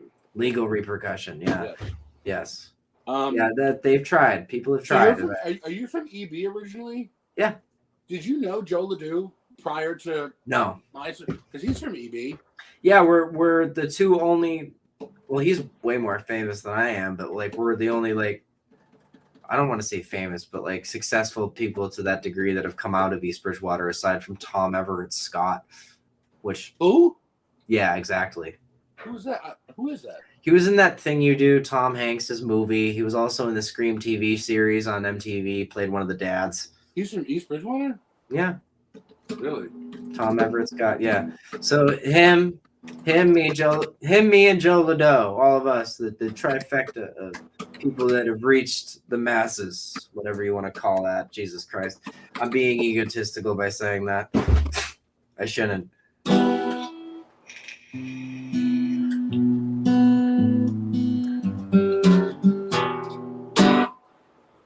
Hey, so I know what I can play you. Okay, I'm ready. If I can find my capo, what the hell did I just? Oh, is it in my? What the hell is my capo? It's kind of sad that Unstoppable wasn't on the album. From the Gin and Moonlight song. Well, if we do, it's probably going to be on the next one because we've been playing it a lot lately, full band. Yeah. So we'll probably, because that's another one that I always wanted to do for a proper album. So that's one of my favorites. Really? Yeah. Well, I appreciate that. And all because it's about mass halls, bro. Come on. It is. But also, like, another thing on Sam's channel, on Soul Bloomer's channel, there's the Good Riddance Time of Your Life performance that we all played. Me, you, Monty, at Out of the Blue. Yeah, that's on there. So let me tell you something about Good Riddance before I go into this next song. I mean, Good Riddance is a great song at the end of the day, but it is arguably one of the most overcovered songs ever, to the point where overplayed too. Yeah. Oh yeah. If somebody asks me to cover it, I will be like, no, I won't, because I don't like doing the Wonderwalls or the shit like we do. I'll do Good Riddance over Wonderwall any day. Yeah, I might go the other way. I might do Wonderwall over Good Riddance. I just don't like Oasis. That's why I think Noel Gallagher is a dick. Or Liam, whatever his name is. I don't care. Well, they're brothers. There's both. Yeah, I think they're dicks. But the best version of Good Riddance I've ever heard in my life, that if I were to reluctantly actually play it, I would do it this way, was a kid who a friend from childhood was taking music lessons in Plymouth, and he invited me to come to. They were doing like a recital kind of thing, and I was like a teenager at this point. And he was a few years younger than me, and they were doing a recital there, and he invited me to come see it. And so this band of all like older people, and it was an older woman singing the lead on this, did Good Riddance, but they did it like this. Another turning point, a fork stuck in the road. It was the best, dude. It's something unpredictable. I like it. In the end is right. I hope you have the time of your life. Best version of cover version of Good Riddance I've ever heard in my life. Next time we play a multi-billing show together, we should close it out with that version of it. Yes, we should. But but Sam likes doing the. I know. Because Sam's favorite chord in the world is G. Yeah. Sam has written more G-chorded songs than anybody who's ever written a G-chorded song. Because a lot of the different artists that he's influenced by they write a lot of G-chorded songs. Oh shit! Hold on, I'm trying to make it so. Here, I gotta turn the background off real quick to do this. Okay. But I want to do a little CD shout out. Soul Bloomer, good time. Soul Bloomer, stand way up and down. There you go. There's your physical copy. Little shout out. Yes. So I'm going to play you a song that was recorded during the sessions for the self-titled album, but ultimately I decided not to include it on the final record. It was going to be at one point. At one point, there was going to be no outtakes, but I decided towards the end, I'm like, I got to trim this down a little bit. Like 17 songs is too much. So it turned into 14, and this is one of the songs that was cut. It's called Dead to Me. And I hope I can get the words right. That's funny. Our new album's 14 tracks too. Really? Yeah. So it was the last one. It's a good number. A lot of guys go to 14. Yes, it is. All right, so this is here's Dead to Me. Oh, you're dead to me. 3 words to describe you. Rest in peace. Nope. Hold on. There we go. The capo was on. Okay. Flag, false start. Yep. Offense. I'm the king of that. Oh, you're dead to me. 3 words to describe you. Rest in peace. Lying 6 feet underground. You can talk, but there's no sound. It's like you're not around because you're dead to me. Oh, you're mentally taking back the words you said to me. You wish you had a second chance. You could have a second glance. But it's too late, my friend, because you're dead to me. Yeah. You can't be there when I'm struggling. Don't expect to be present at all, because that's when I needed you the most. Ooh, I don't mean to boast, my friend, but you're dead to me. I know it sounds just like a special treat. I don't suppose you'll ever know, but it only goes to show you're no friend or foe, you're just dead to me. Yeah. Oh, you're mentally saying sorry you left me to bleed. You should have thought of that before you up and close the door. Karma's such a what when you're dead to me. Yeah. It's a bitch. Yep. lying in an open coffin. Don't expect to receive that call that says, hey, they're gonna bury me today. There's nothing else to say except you're dead to me.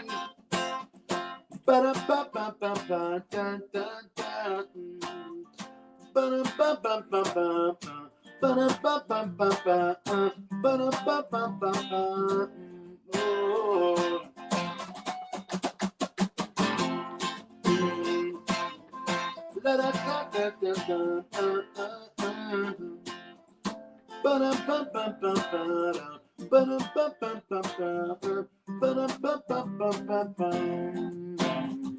Yeah. Oh, if you can't be there when I'm struggling, don't expect to be present at all, 'cause that's when they need you the most. Oh, I don't mean to boast my friend, but you're dead to me. Oh, and if you need a little something, don't expect me to catch up on, because the past was yesterday. I'm living for today, and today you're dead to me. Hey, they're gonna bury me today. What do you have to say? Oh!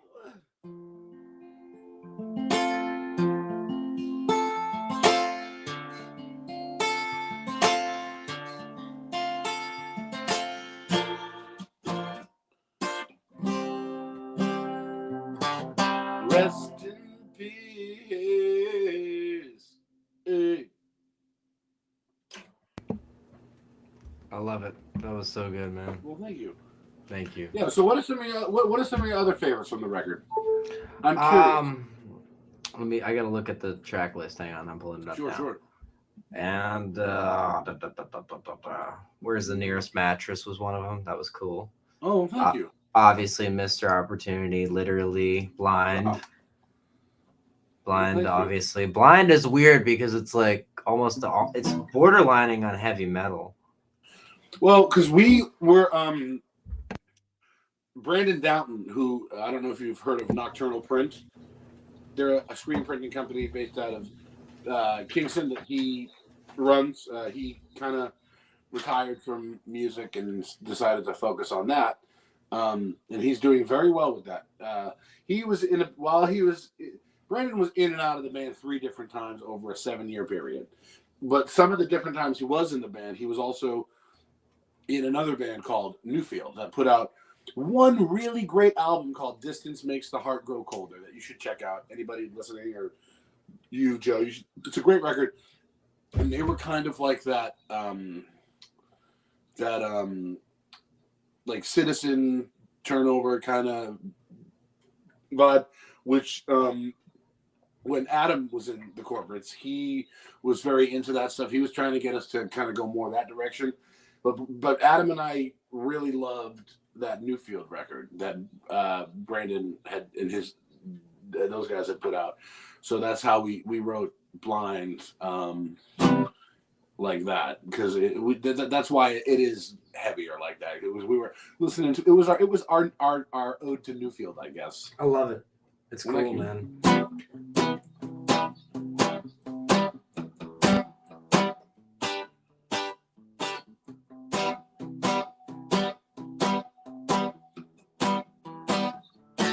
Don't waste my time. Don't waste mine. No peace of mind. Don't be so blind. Oh, I'm sorry.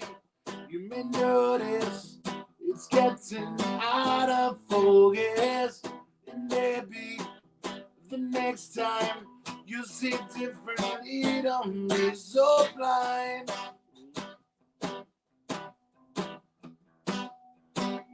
Don't be so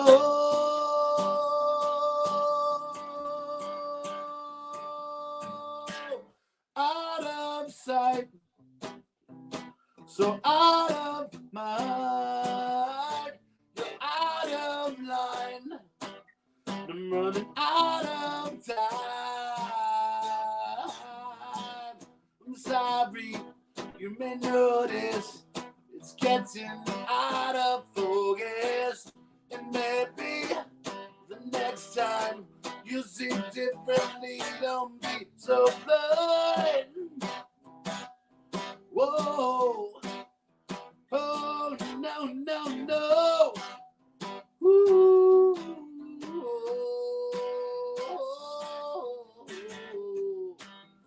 Da, da, da, da, da, da,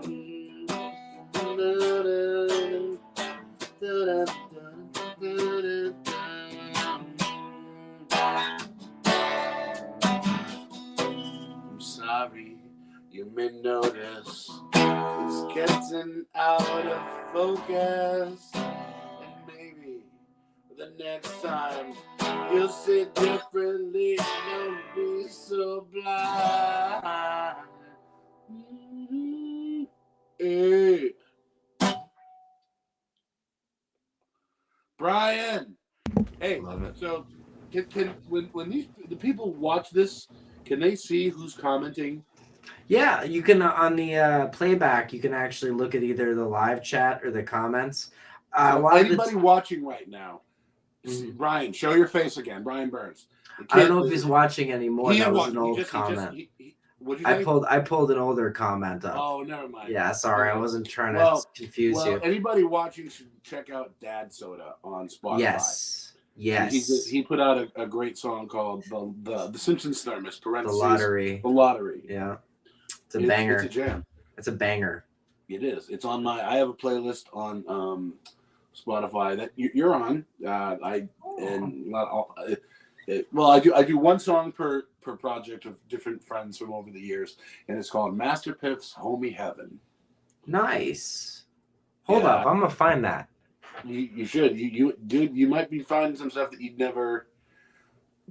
So the only artist who's on there twice is Degrader, because I had to capture the original era with Corey on vocals and then the Liam Geary era. Yo, that actually it pops up if you search Master Piff's Homie Heaven. Yeah. Seriously. Oh fuck. I can't see it. I know, because of the background. Whatever. I can see it now, yeah, I tried, damn it. Put that on shuffle. I update it regularly because there's a lot of friends from Hey, Amanda McCarthy's in there. She is. She's great. Shout out. She when my mom was sick with cancer, she was very, very caring and supportive about that. Isn't she the best? Really, genuine person. Another huge Green Day fan right there. I know. You wouldn't expect it if you heard some of her music. That's what I love about her. She Amanda's taste in music is so versatile. And she's just the best. She's just a badass, and she's one of the strongest people that I know. Absolutely. Shout out, Amanda McCarthy. We love you, man. Oh shit, she got married. Good for her. Congrats. She got married, I think, last year to Tom, who backs her up on drums. That's awesome. Tom from what the hell was that band? Fordham Road. Remember that band? I remember that band. Yeah, man. Yeah. Holy shit. They were great. They were. I still have their CD floating around somewhere here. Shit, there was a lot of cool bands in that scene. The Caps. The Caps, yep. Shout out Gabe Strait. I wasn't gonna bring those two things up in a row because I know Amanda and Gabe dated, so I didn't want to bring anything like tumultuous stuff. But oh well, it's the past, who gives a fuck. But yeah, the Caps are awesome, man. I played with them before. They're cool. And Justin Arena, obviously, got to give love to Justin Arena. Nervous. Molly Garrity's in that band. She's been with them for a long time. She's a good friend of mine. Me and Justin both played her graduation party, actually.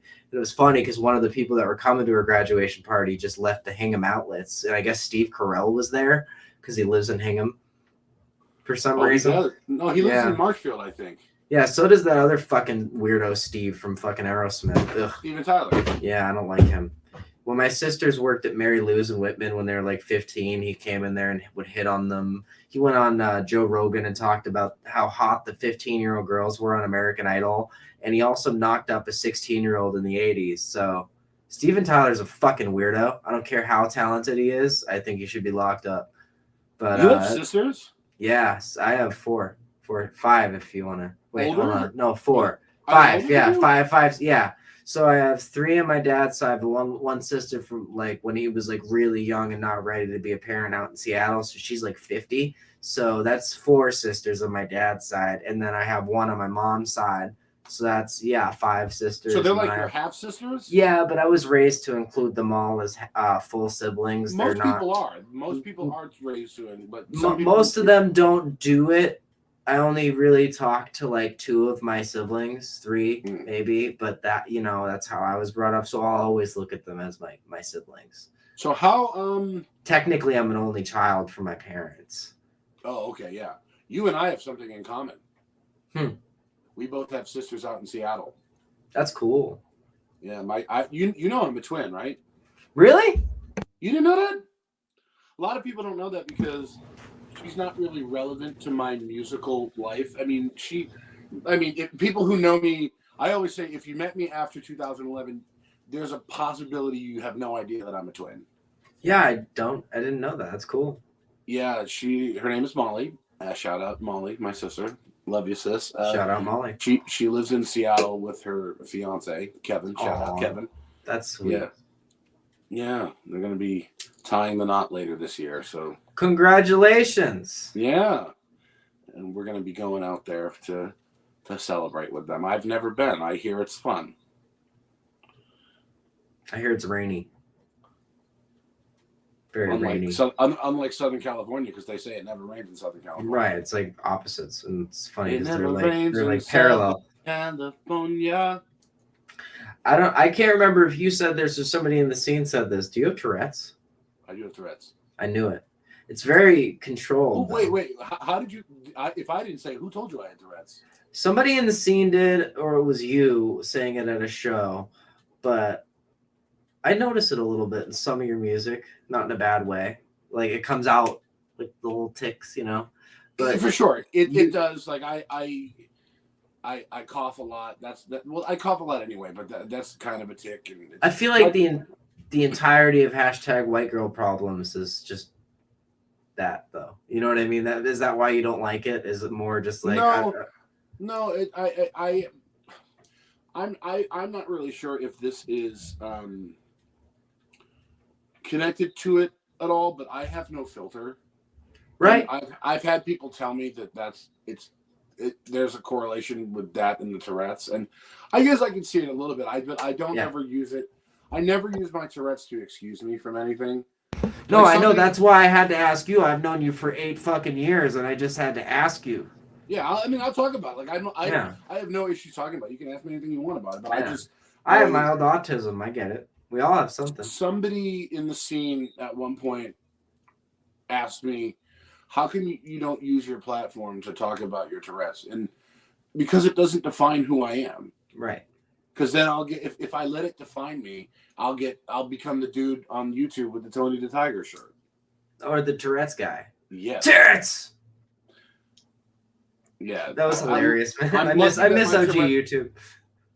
I'm lucky that my Tourette's is mild, because if it was a little more severe, I'd probably have a hard time maintaining like relationships and stuff. Yeah. I mean, I have a hard time with that anyway. I've heard it's hard. I know, but I've heard it's hard if like you're one of the people with Tourette's that like say like fuck, like you blurt out fuck every other word unintentionally. You know what I mean? Like some forms of Tourette's are just that. Others are just like tics, There's a woman, I forget her name, but she did a TED Talk, and she's in a wheelchair, and her Tourette's is bad, to the point where every other word she says either biscuit or hedgehog. It's just out of impulse. It's involuntary tics, and you should look it up. Just Tourette's TED Talk, biscuit, hedgehog, and you'll see the woman I'm talking about. And I'm gonna check it out. Because I don't ever. I was talking to my therapist about this recently, because she was trying to ask me, like, what are my official diagnoses? And all I know as far as diagnosis is what I've been told. Like, I don't remember ever being diagnosed with I know I have Tourette's because somebody told me. Like, I don't remember the doctor sitting me down, because I was young, saying, you have Tourette's.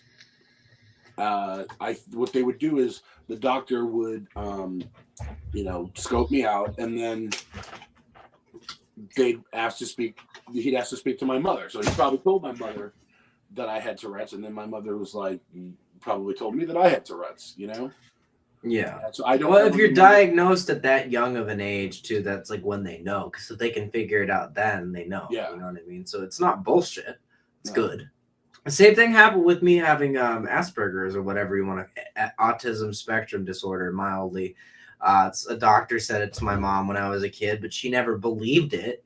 So she didn't tell me until it was years later, and I started figuring out that I have it because of all the things that come along with it, and I was misdiagnosed for years. I was put on medication for people with bipolar, and I'm not bipolar. I'm not manic depressive. But again, like a lot of similar traits from different diagnoses come alongside having Asperger's spectrum disorder, or autism spectrum disorder. So, I mean, I get it. Like, but on a different degree, I had the opposite experience where my mom just didn't tell me. And it sort of, if I had had the pre-existing understanding towards it, I might have been able to, fly through life a little better instead of like limping for a long time. Yeah. No, and I definitely know that the diagnoses that I have, or diagnoses, however you say it in plural. Diagnosi, yes. They're accurate because my dad remembers, I think that whoever the doctor was sat both my parents down, and when I was a kid. And, but my dad does not agree. So who would you say? Your mom doesn't agree with the diagnosis? Well, my mom isn't alive anymore, but when she was, oh, that's right. I want to. When I was little, she didn't agree with. She never told me about it because she didn't believe it. My dad was kind of the same way. They just didn't, because I was so mild that it wasn't really apparent. But then the acting out thing and the blowing up and all that, I guess explained a lot, but they still didn't necessarily believe it because of how mild it is. I still have people trying to tell me I'm a fraud. I'm not. I have it. I know I do.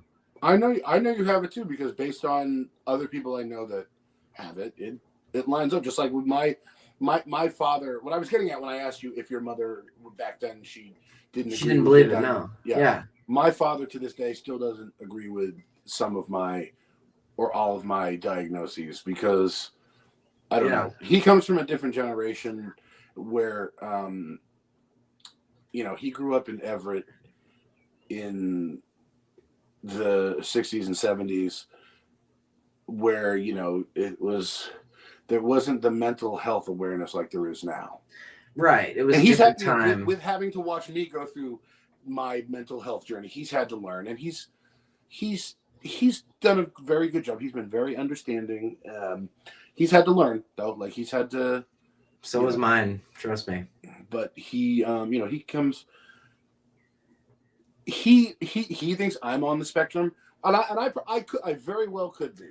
But yeah, I tend to notice us Aspies find each other. It's hard. I noticed that too with just people that are on, because the spectrum is so broad these days. Yeah. It's because of all the awareness for it and everything. But my father comes from it's been hard for me to swallow my pride and to look into that even further to see if I am on the spectrum, because he comes from the generation of, if you are on the spectrum, or if you're on the spectrum in any way, then you're mentally a word that begins with R, that handicap. Yes, he believes that, because that's just how that generation was. And if you're mentally ill, you're essentially crazy and you belong in the nut house. Those are his words. See, for me, I was in SPED all of my schooling up until college, where I chose to not do SPED. Yeah. So I can say, I have the card. I can say retarded, but most people can't. Because I was called retarded. I was made fun of and bullied. Oh, I've been called it too. I feel like everybody that. Then you have the card. You can say it. Yeah, but But you choose not to. I respect that. Man. I just don't like that word. I don't either. It's mean. so demeaning, and it makes me. I'm getting emotional thinking about it. To be honest with you, I've never once called somebody who was mentally handicapped or challenged retarded. I've only called people who are completely sane and with themselves retarded for doing stupid shit. You know what I mean? I've never gone after and I don't somebody. necessarily agree with that either, but I know what you're saying. But I'm like, you know, like in passing, like in a conversation, I'm like, that's retarded, dude. Like something like that, where it's not being used in a hateful or derogatory way. I feel like that's a little more understandable. But like if it's being used in a directive where it's like, I'm gonna destroy this person's day and here's a word I can use, it's just like calling someone from Florida inbred. Not everybody down here is an incestual person. That's just like a rumor about the South. But unfortunately, because of that rumor about the South, if you use that on someone down here, it's really going to hurt their fucking feelings. And you might get shot, so be careful. My point is, just don't use those words. Exactly. No, and it just,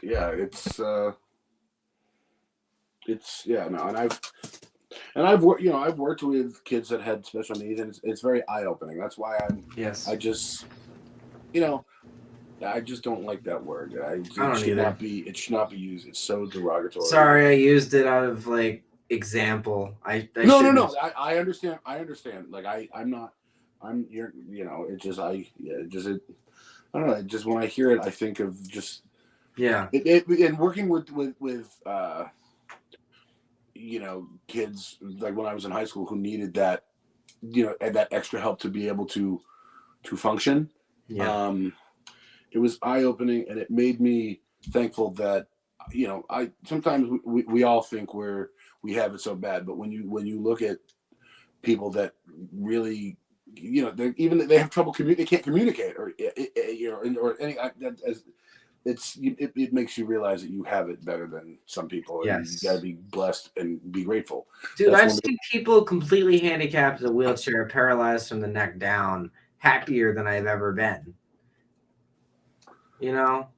Big smile on their face.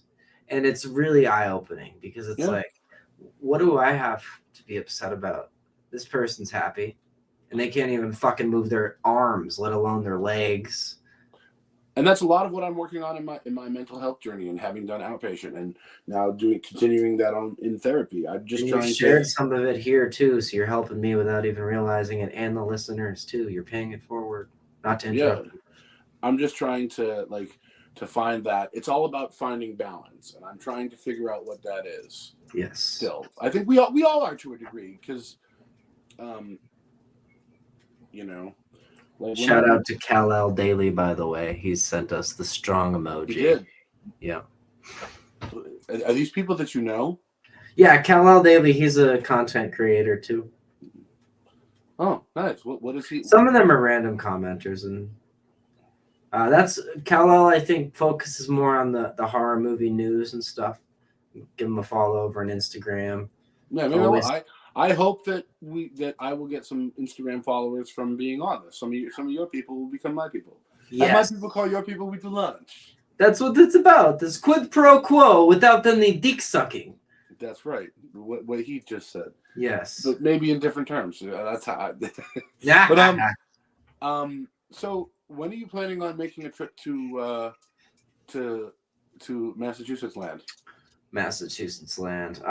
Well, it's a matter of financial and figuring out where I'd stay and when. So when you moved to Florida, did your father move with you, or was he already in Florida? So long story short, the year we met, I was like, okay, I'm going to get a little deep real quick. I'll try to cliff notes it. On Christmas of 2015, I was a dumbass and jumped out of a car, and I fractured my spine. I wasn't trying to kill myself. I was just like drunk and on weed and going through a breakup, and my parents were mad at me because I caused a scene at the house, as per usual. And they tried to send me to the ER. And I was like, I had this pre-existing trauma about the ER where I just couldn't. And I tried to tuck and roll and failed. It was dumb. And I fucked up my body for life because of it. So they're getting ready to like retire and move down here. And they needed help like packing their stuff up a few months later. I'm still in the boot. I was going off doing Xanax, getting drunk, getting all fucked up, like making the first album. So like that's where we started making the first album, but like it ended up like really just being what I recorded when I lived in a hotel room after this. It was bad. I couldn't go with them. I wasn't in a good place. I'll admit that right now.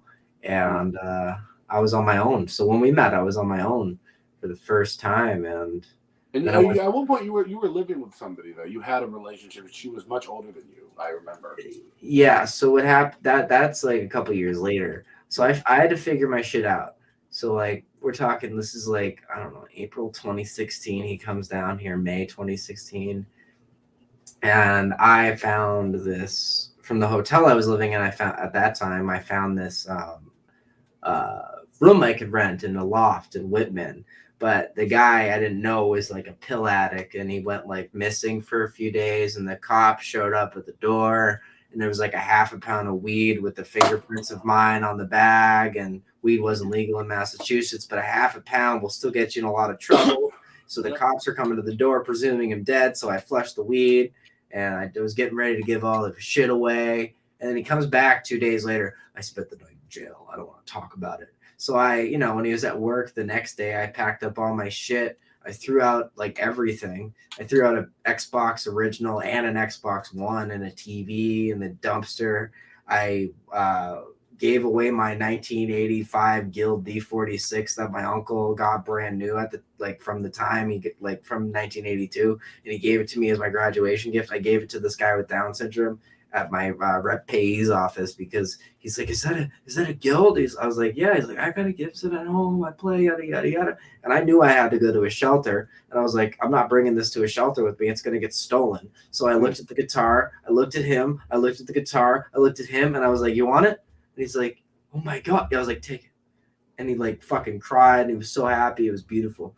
And then I went to Boston. I stayed in a shelter for a night. Next morning, dude tried to fucking slit his wrist with a razor in the place. And I was like, fuck this. I started walking down Mass Ave at 6 o'clock in the morning. And I found the only cafe that was open over by Mass General. And there was like, I had the shitty fucking phone charger from a gas station that I had just plugged my phone in. And it didn't work. I started crying, and like there's been moments of like angels throughout my life. These two ladies having breakfast next to me, right? And not only did they buy me breakfast, but one of them gave me a phone charger, and the other said, I know a friend that can help you. And it was funny because in Plymouth, I went to a school that was under the Home for Little Wanderers. This was one of the worst experiences I've ever had. In Plymouth? Yeah, it was really bad. It was on Long Pond Road or Ship Pond Road or whatever. Really bad experience. That's not that far from where I live.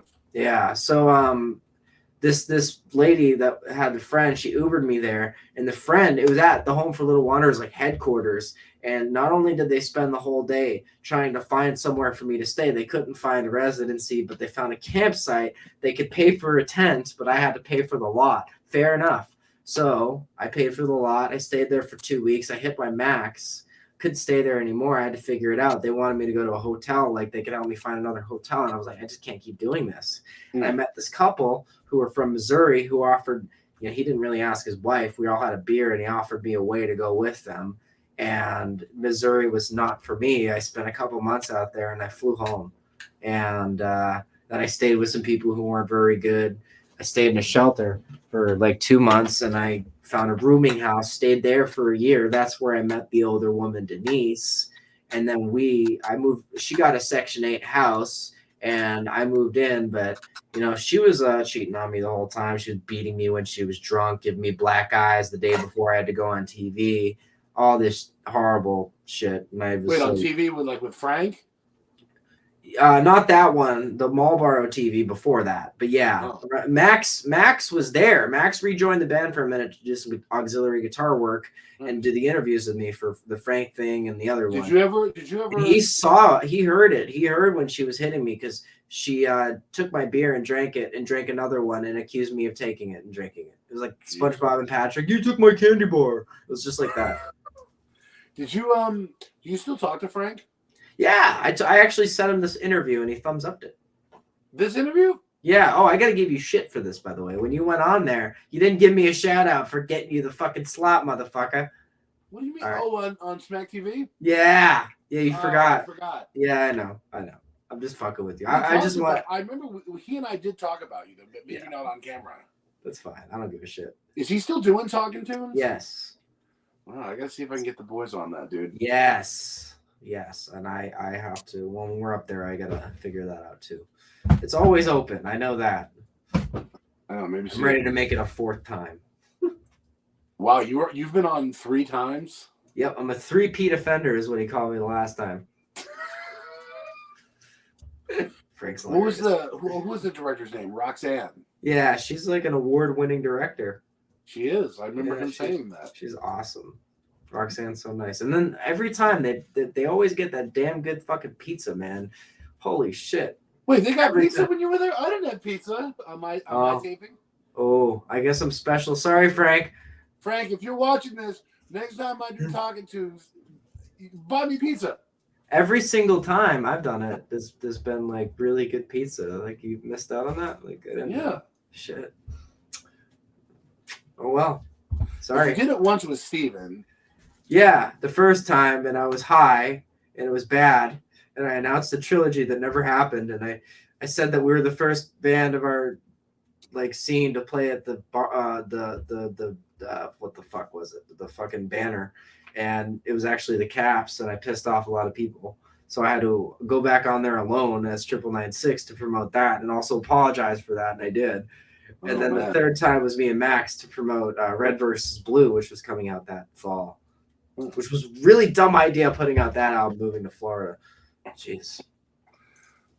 Oh, because Red versus Blue? Yeah, dude. And there's literally a song on it called You're a Shameful Leader. You want to hear the lyrics? It's in the perspective of a certain orange man. When I was young, I thought I'd rule the world. I ripped off some cons like a nut from a squirrel. I came into cash with the tax evading system, and now I'm your leader with the biggest ballista. I support racist propaganda, and I know what I stand for. So if you don't like the way that I run things right now, then I suggest the door. Cripples are dumb. They don't matter anyway because they're not able. They don't even have a say. 20 years ago, I quickly went bankrupt. It used to be raped a 14-year-old, but that was too much. And now I'm your leader. You do what you're told. And then the last chorus, when the solo comes out and ends, it's he supports racist propaganda and he knows what he stands for. So if you don't like the way he runs things right now, then he suggests the door. Well, I'm sure. Did you get a lot of flack from people in Florida? Because that's a. That's why I said it's a arrested. really dumb idea. I didn't know Trump fucking owns this state, dude. He owns this state. If DeSantis is a meat puppet, Trump owns this state, dude. It's fucked. And it's scary. You got to be careful what you say because everyone's packing down here. But yeah, no, it was the song's called Your Shameful Leader. On Spotify, it has like 7,000 plays. Really? Yeah, that what, one. What song of yours has the most plays and how many? That's a hard one. Because we could do albums. Albums are better. Okay. The album that has done the best out of our mainline albums on YouTube specifically, actually, no, Rock and Shock did better. Okay. But it's Spaced Out's almost on par. Just Rock and Shock got more likes, more views, more comments. So it got way more engagement. But I think Spaced Out's, I don't know. I think I actually think Rock and Shock is a better album personally, but like Sam Mello would say Spaced Out's a better album. So it just depends on perspective. But Sam Mello always likes the first album better, or the early album. Sam still loves my first release. Have you ever listened to Demo? Yes. That will always be Sam Mello's favorite release because he's very into nostalgia and stuff. Yeah, so I love it. It's great. Is he still on listening? Sam, I don't think he ever came on this one. I think he's been busy today. No. I sent it to him, but he might be busy, so he'll watch the playback either way. I'll make sure he comments. Sure he will. If he doesn't, I'll threaten him into it. I'll be like, if you don't comment, I'll stab you. You know, Sam and I do stuff, right? Yeah, Soxy Blue, shout out. That's right. Yeah, we've been doing a lot of stuff lately. Do you know actually the history behind that project? No, break it down. So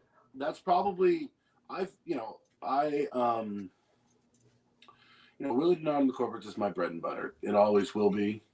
It always has been. Everybody that knows me knows that, and it's a hard part of my identity that I'm forever in debt to, because it's a lot of who I am. But I also haven't been I've been involved with other projects over the years. Ben Burke and I were in a metal band in high school called Blackout Syndrome that was a cool little outlet, and I was in another group called Volatile Memories, which has we put out an EP on SoundCloud about 10 years ago. It was me, Rory McRae, who plays bass in the Roscoes, who you should get on this podcast, his brother Brendan, this kid Steven, and Tyler, who's now my guitar player. Right on. So yeah, we have an EP out from like 10 years ago, but we're talking about maybe doing a 10th anniversary re-release for just to have it on Spotify, because it's not on Spotify. I brought it up to some of the different members literally yesterday, and it sounds like I'm getting a thumbs up on that idea, because that would be nice. I played drums in that band, and it was but Soxy Blue was a band that was active, and then we weren't active for a few years, and now we Wasn't are. Joe Ledoux in there too? Joe Ledoux was in there. Sorry. Joe Ledoux was in there on and off, up as I was on and off at one point too. So yeah, the history. Soxy Blue formed officially in 2008.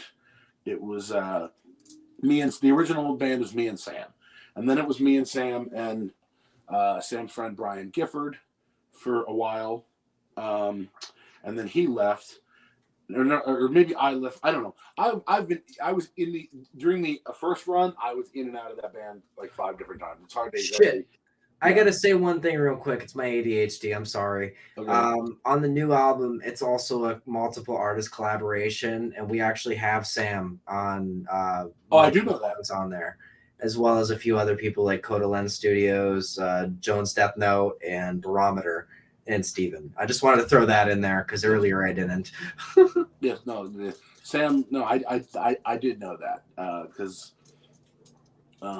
Sam and I, we recorded a couple months ago, and we talked about you at one point, and because he had all your CDs in his little CD. I always look at his CD collection because it always gets bigger every time I go to his Yeah. house.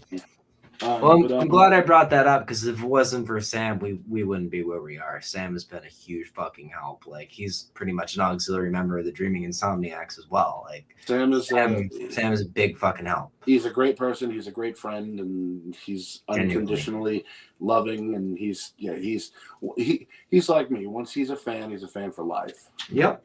Oh, and he showed me a lot of business things that school didn't. So. Like for this stuff, so like it's been very helpful. Like, it's starting to become lucrative, which is nice. Nice. The merch is really what's doing it.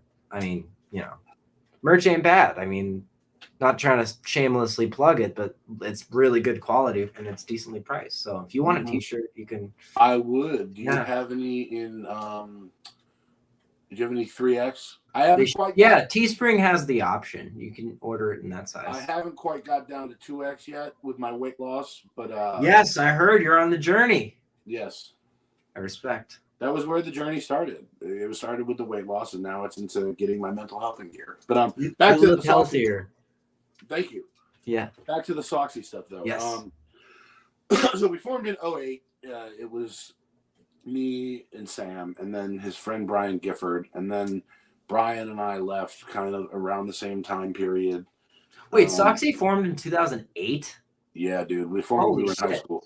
That's awesome. I met Sam because Sam's older brother, Zach, may he rest in peace, was a hip hop artist and Zach went to high school with me. He was 2 years older than me, and Zach and this kid Rex Mac had a duo called Mind Trip, who at one point I thought was bigger than Elvis, and they should have been fucking massive. But rather than dwell on what should have been, Zach put me in touch with Sam because we're very similar. So I started hanging out at the Mellow household, and we formed Soxy Blue in 08 when we were like 16. And then Sam, when we were senior, Sam was Sam is older than me, but I think in schooling he was a year behind me. So when I was a senior, this kid Brian Gifford, his childhood friend, who's one of the nicest people I've ever met in my life, joined on drums, and he left, and then I left, and then it was Sam and this kid from Plymouth, Sam Chung, for a while, and then he kind of fizzled out, and it was Sam and Joe Ledoux. And Sam and Joe were doing it for a while. When it was just me and Sam was kind of the leader of the pack, and I was more like the sidekick. He was Batman, I was Robin, And then it wasn't really until Joe got into the picture where it kind of was like an equal balance of. I'm not complaining. I'm just saying that's just the dynamic in the band changed. I was I was fine with my role, and but then it was Sam and Joe, and then I came in at the very end, and the last show was me, Sam, and Joe, and we were going to do more stuff because, Sam and I, we're like brothers. We fight like brothers. We had our issues, and the best thing for me at different times was to be out of that situation because it just wasn't a healthy situation for either of us, and so I eventually, after leaving a couple times, I eventually left for good, came back again. And then you band whore. No, I'm kidding. Exactly. When I started to really enjoy it again was when Joe left. And then Sam, Joe, and I kind of drifted apart for a few years, particularly Sam and I. Sam and I, for a few years, were not necessarily on the best terms, just for one reason or another that I won't get into. And eventually, like brothers, we reconciled. And then I started hanging out with Joe a lot. It kind of came about organically, and I realized that I love the kid. I do love Joe. We were hanging out, and him and Sam are we're like a trio again. But at one point, maybe around 2018, 2019 or so, Soxy, the idea of doing Soxy again was entertained, and we tried it, and we did it, the three of us, for a few years, and then up until August of last year, Joe was a part of it, but Joe decided that he did not want to be a part of it anymore, and so now it's back to, I guess, the original lineup of me and Sam, and Joe is still, we're still our group channel on Snapchat is the Three Musketeers, which essentially, like, we are, but Joe's not in the band right now. Oh, look, we have a comment from the Dreaming Insomniacs official. That's Willie, from you, right? Willie is the true OG. Yeah, that was me. I thought so. I was like, who could it be now, Steven? Have you noticed that I'm pretty good at like multitasking without you even knowing it? Yeah, I've noticed. Yeah. Oh, wow, dude. We've been going since 12:45. It's 3:20 now, so maybe I'll go for like another half hour, and then we can call it. Yeah, I mean, if you want to. I want to go for the 3 hour. I'm hungry as shit, but I can wait the 3 hour for the 3 hour. Go for the 3 hour mark, yeah. And then we'll. Plus, we gotta get our watch time up a little bit more. It was at 500. Now it's at like 9 something, and I need 3,000 so we can actually just get super chats and start making all the money we've put into it back. We just hit 5,000 subs, so that's cool. Well, how many views does this have right now? It'll when it uploads as the playback, then the actual views come into play. Really? So yeah. We'll see how it does. I don't have any money for promotion right now, so I feel bad. I'm just gonna have to share the crap out of it and see how it goes. But it's still a great podcast, After about a day, usually lets me download it off of like a YouTube video downloader site, so I could convert it to MP3 and upload the audio version on Spotify. So, yeah, and Apple Podcasts. I had to fight for that one. You want to hear a story? I love stories. So in 2021, when we started this podcast, shout out Jamie Kennedy, thank you, sir. Essentially, we were on Apple Podcasts right away, which doesn't happen for every podcast. You know, it's like a toss-up. It's like Apple might take you, they might not. But given Really? They decline people sometimes, they just won't put you on. But like, given our musical history being pretty much a walking ad for GarageBand,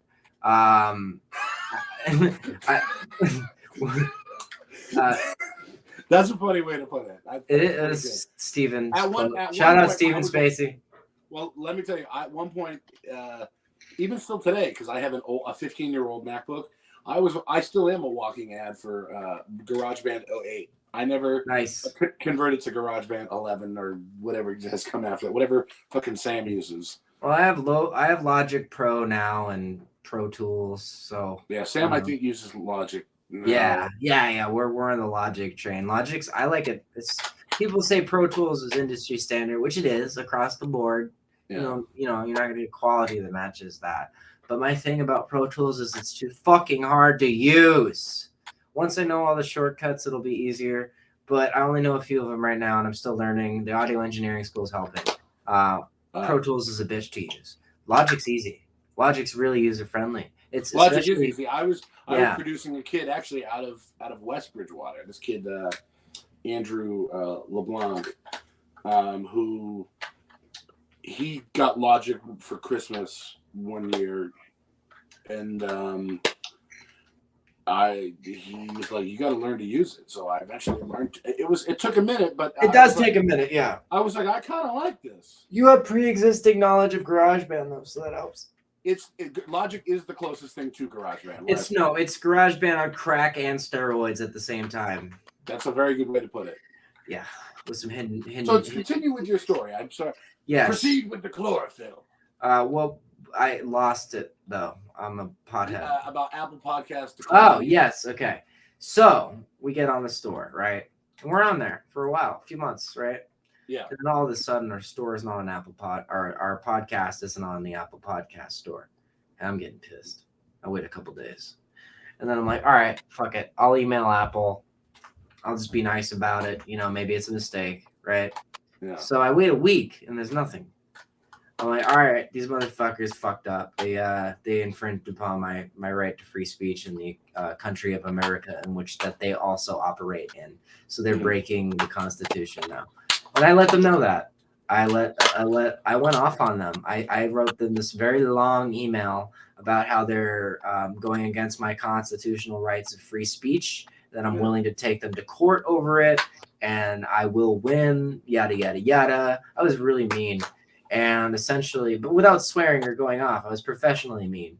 And essentially, they responded with that right away and essentially said, you can fill out the legal procedure here, here, and here, and sent me like this link.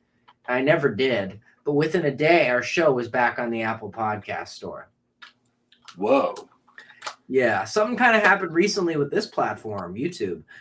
We essentially naturally earned over 1,000 views within a day of promotion, right? And YouTube took 1,000 or 1,500 views away, right? Which is disgusting. And we essentially put out a public statement both here on YouTube and on Instagram about how we're only going to put out a couple of videos a year, maybe, that this heinous censorship has become disgusting and YouTube needs to change it. And we added YouTube in it. We tagged them in it, made sure that they saw it. And like I said, the podcast we did after that, 24,000 views. We went from 3,500 subscribers to 4,000 to another, because like at that point, that video was at 16,000. Once it hit 24, we hit 5,000 subscribers. And whatever money I did put into promotion wasn't for all that, buddy. It was for a very minuscule amount. Because I don't want that level of fame. I'm not out here for fame. I do this because I love it. The music thing because I love music. The podcast because I want to help people get their names out there, you know, and interview people in the arts and help. That's the whole point. I want to get into podcasting at some point too. It's easy. Just start. I guess. But so. like when it seems to be like a lot of these big corporations still break laws. And if you catch them in it with proof and you take screenshots and you send professional emails letting them know that they fucked up, 99.9% of the time, they're going to be like, oh, yeah, this is not a battle we want to fight in court. And they're just going to give you what you want.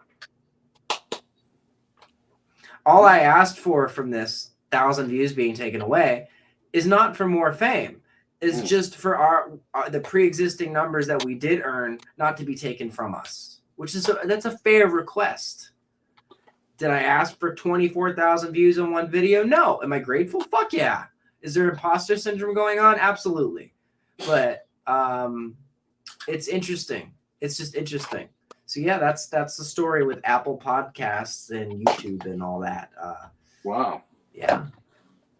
It's been fun. It's been a fun ride, man. You should hear about the band that tried to take our band name when we started, or a little while after we started. So there was this group that tried to call themselves the Dreaming Insomniacs, and they already called their band that, and then because we were already established for like a couple years, and they've reached out to us trying to ask permission. And I told them, we hold the copyright to this name. You really can't be doing this. Like, please come up with your own name. And they were like understanding but butthurt at first. And then it turned into like violent threats. And then they went quiet for a little while, right? A few years later, they reached back out again, asking if they can use the name and looking for proof if I hold copyright. And I just said, dude, come up with an original name. It's not that fucking hard. I know. Trying to ride off of our success. Just do your own thing. No, it's the worst. I wouldn't want that happen. I mean, there's certain band names that, yeah, it's fine. Like, there's like certain blues band names that like Voodoo Vibe. My friend Jimmy has a blues like jam band called Voodoo Vibe. And there's like 7 of those bands called Voodoo Vibe around the country. Like, that's fine, right? But I'm like over here trying to establish a discography, and I have at this point. But like at that time, I'm over here trying to do all these things and establish success. I don't need another band calling themselves the same, causing confusion. Yeah, no, that's the last thing you need. Yeah, you don't ever have to worry about that though. Willie Dinardo and the corporates, nobody else can steal that. They better not. That's all I can say. Yeah, or he'll sue you, assholes. Just like if you try to take our name, we'll sue you, motherfuckers. Play a song for us, please. The proof is in the pudding. Like I've been doing this a long time. Like you can if somebody tried to sue me over the corporate's name, it's like I've probably been using the name the longest. All you have to do is look at my video archives or whatever, and just look at the date. It's all there. Yep. And, I mean, same with the Dreaming Insomniacs. We were the first ones to call ourselves that. When did you guys form? 2016? 15. 15. Songs started being written in 13. So play a song. So what do you want? Is there anything you want to hear? I want Far Out Like a 22. All right, I can do that.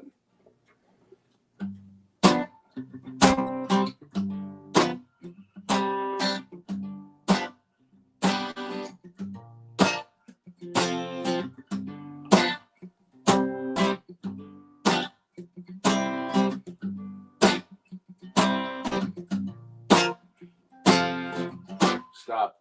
You're going too fast. You can pay for school, but you can't buy class. At last, I smile at my enemies. When I drink, I take more shots than Kennedy. I'm ridiculous. Like the Cape Cod cops, a little alliteration. Flippity flops, I stack boxes. Because I can deal with the races, but I don't like the brain step back. And quit smoking that crack, cause believe it or not, I'm bringing 90s back. I was born to be a star, but don't call me Bucky Larson. When I was 8, I had Yellow Dog Martin say, I got a fat lip like Dolly Parton, my French. Goddamn. Man, you don't even know what to do. Cause I'm so far out like a 22.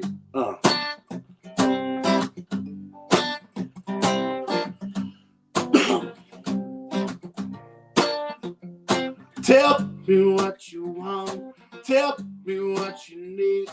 Tell me what's the side effect that's making me bleed.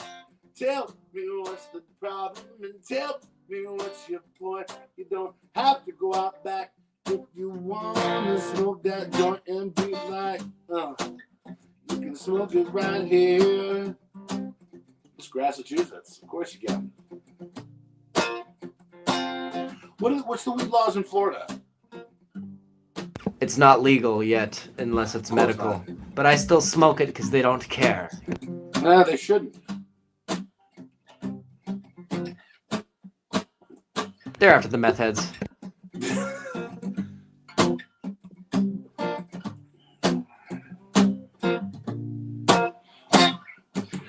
Tricky traps and crafty contraptions, John Travolta, a civil action.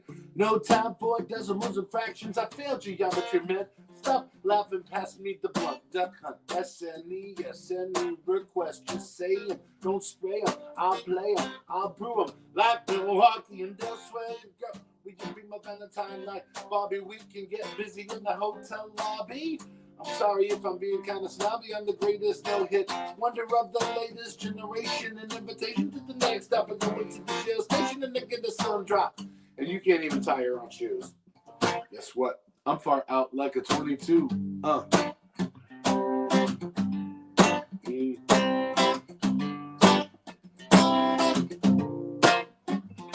Tell me what you want. Tell me what you need. Tell me what's the side effect that is making you bleed. Tell me what I wanna hear, girl. Say ooh la la.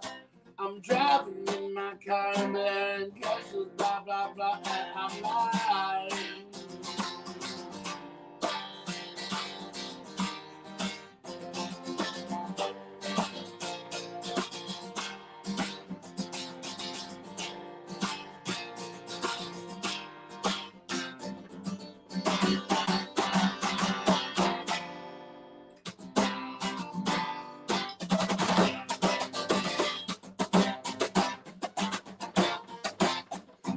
Ladies and gentlemen, if you please, I'm tapped like Scott Snap on Spike TV. Ooh, can you handle that high note? And if you can't, raise your hands like I vote. Yes, I haven't made it yet, but I'm trying.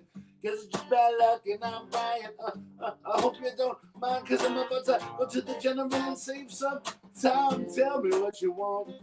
Tell me what you need. Tell me what's the side effect that is making you bleed. Don't you tell me something that I already know. You can get at me if you're progressive, just like Flo and be like, oh.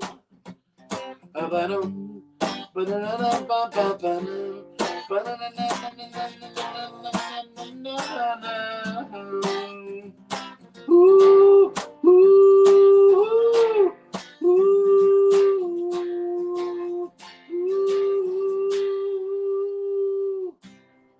And then there's this little thing I do at the end of the song when we do it live. I go like this. Look in my eyes. What do you see? I'm the cult of personality.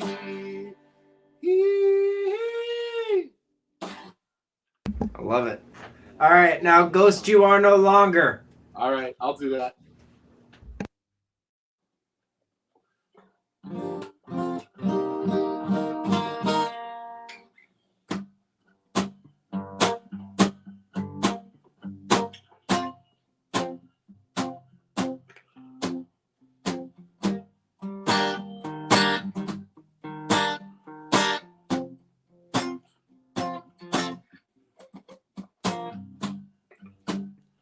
Am I the only one left when everyone deserts you and leaves you high and dry?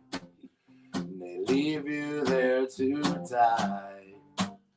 Well, I was there when you needed me most, but it seems that you forget. I was none and less. I was better than the best. You turned your back on me. So now I'm turning my back on you. Whoa.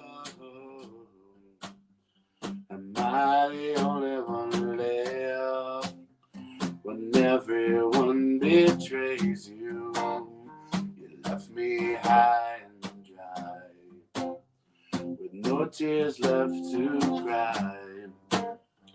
You can have your fantasies of how I do not exist. You can't handle this. Ignorance is bliss. Why did you? Why did you? Why did you go?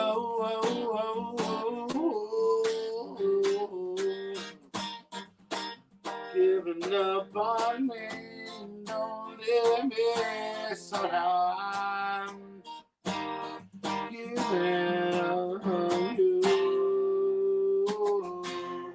Whoa, whoa.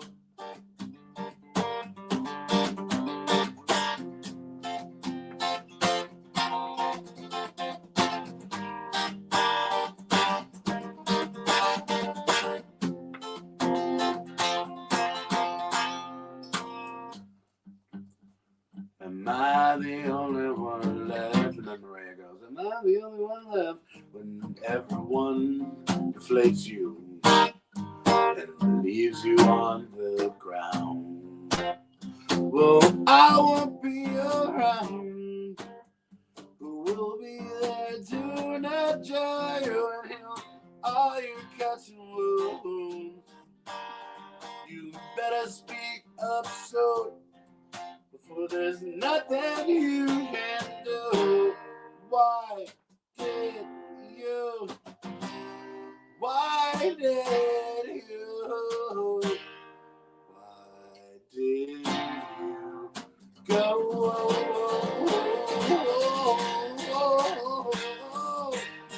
I'm giving up on you and like you have. Give it on me. Ooh.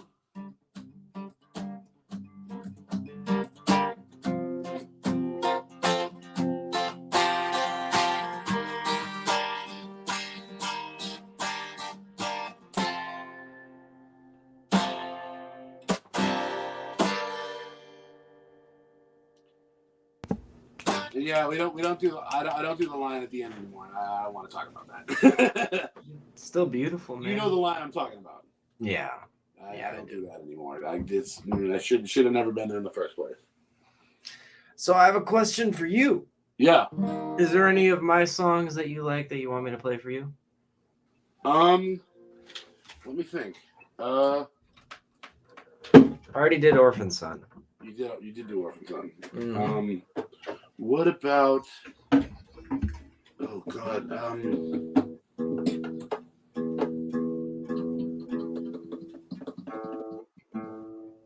Is it Alexandra? Do you want that one? I do like Alexandra. I can play that, but if you want something different, I can play that too.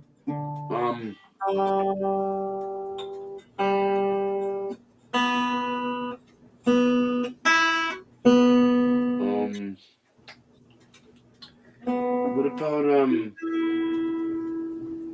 Small Town? Yeah, can you do Small Town? Yeah.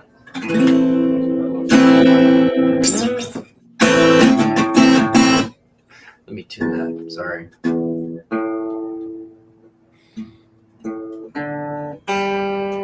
Yeah, the G was way off, and so was the A. And so was the high E. There we go.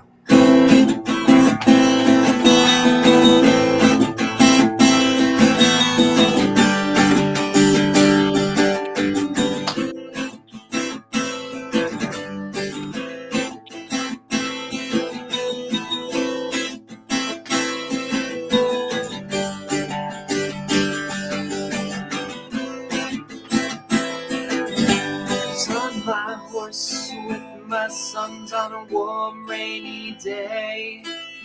Them and my cowboys were shut in the rain. They knew I had fled when the killers all skipped town. Nothing prevented me from hunting them down. When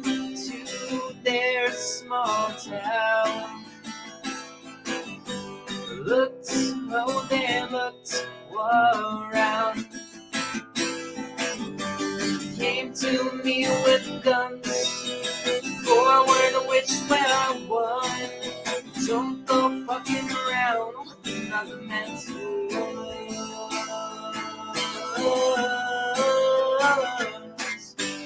Some of them fled to a deserted town, while I put the rest in the ground. They knew I was after them, oh yes they knew I'd hunt them down.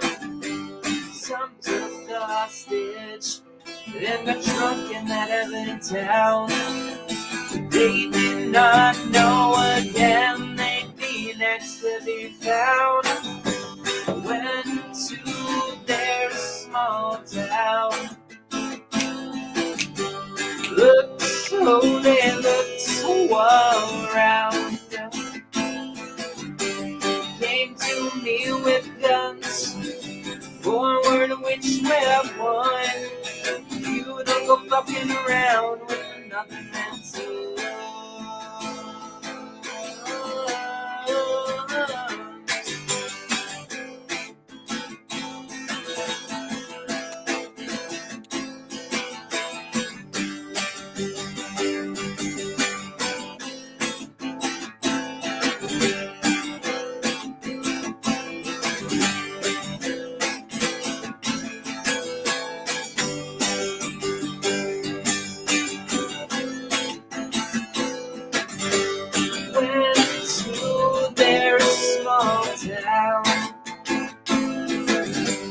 Look so they look so around. Came to me with guns, full ammo and I still won. Don't go fucking around with another man's love.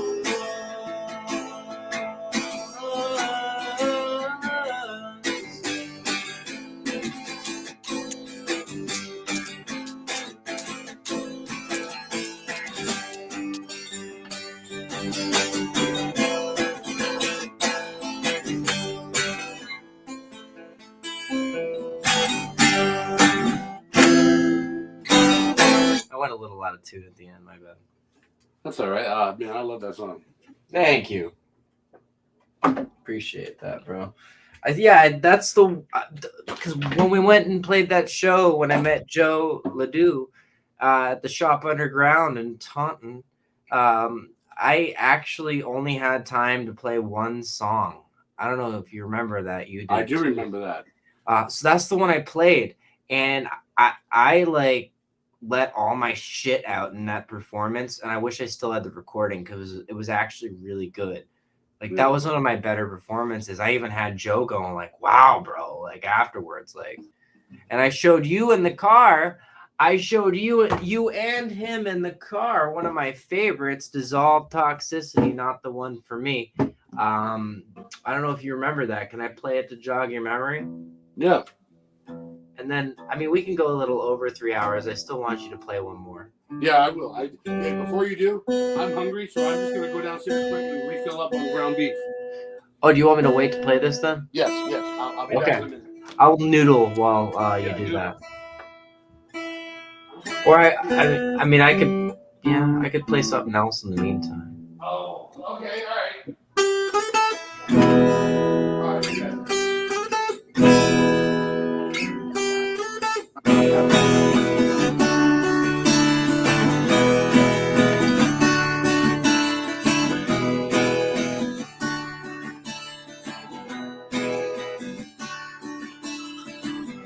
All I can say is that my life is pretty plain. I like watching the puddles gathering. All I can do is just take my point of view and then speak my point of view. Well, it's not sane. It's not sane. It's not sane.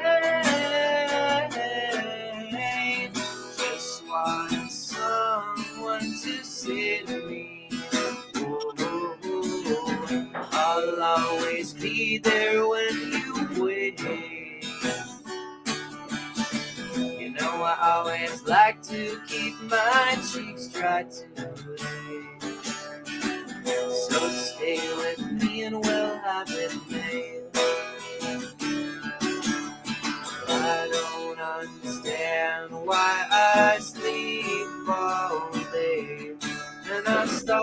right to complain that there's no rain.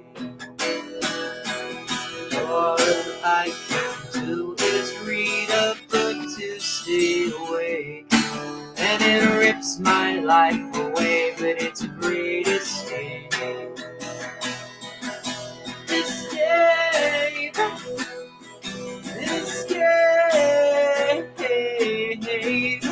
Just want someone to say to me, ooh, ooh, ooh, I'll always be there when you wake. You know I always like to keep my cheeks dry today. So stay with me and we'll have it made. Oh yes, we'll have it made. We'll have it made.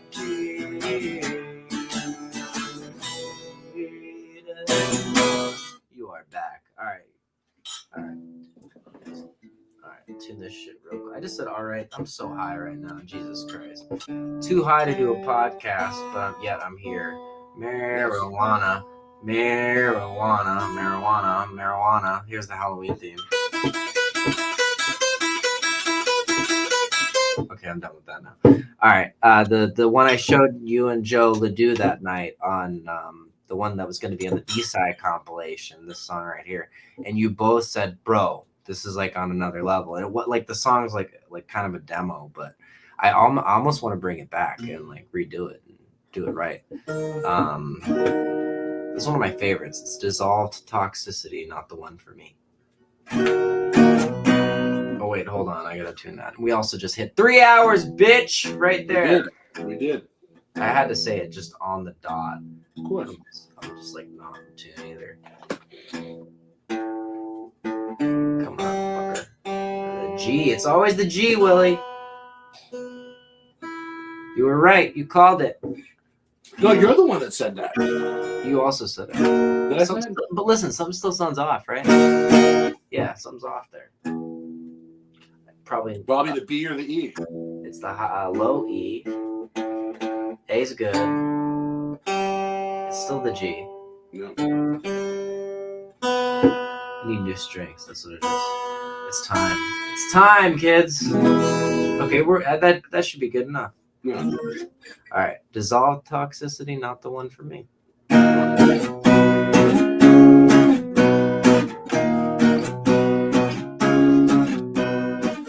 know it was toxic, but I kind of liked it.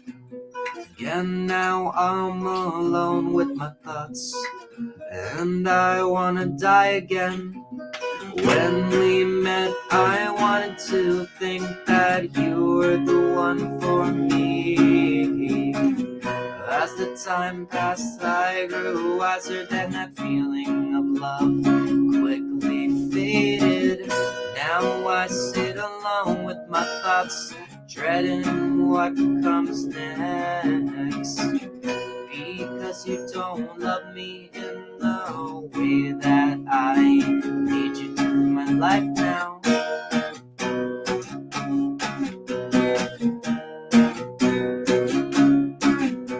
Before we met, I was good in my life.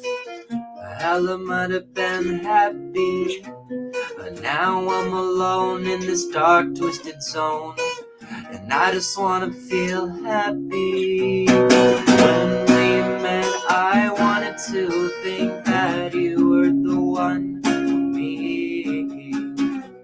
As the time passed, I grew wiser, and that feeling of love, it quickly faded.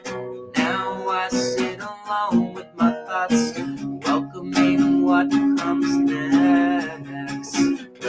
Because you don't love me in the way that I need you in my life now. We're two different people with two different paths.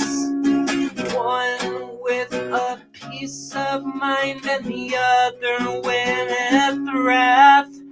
I don't need you anymore. I don't need you knocking at my door. Why do I do this to myself again? It's not worth it anymore.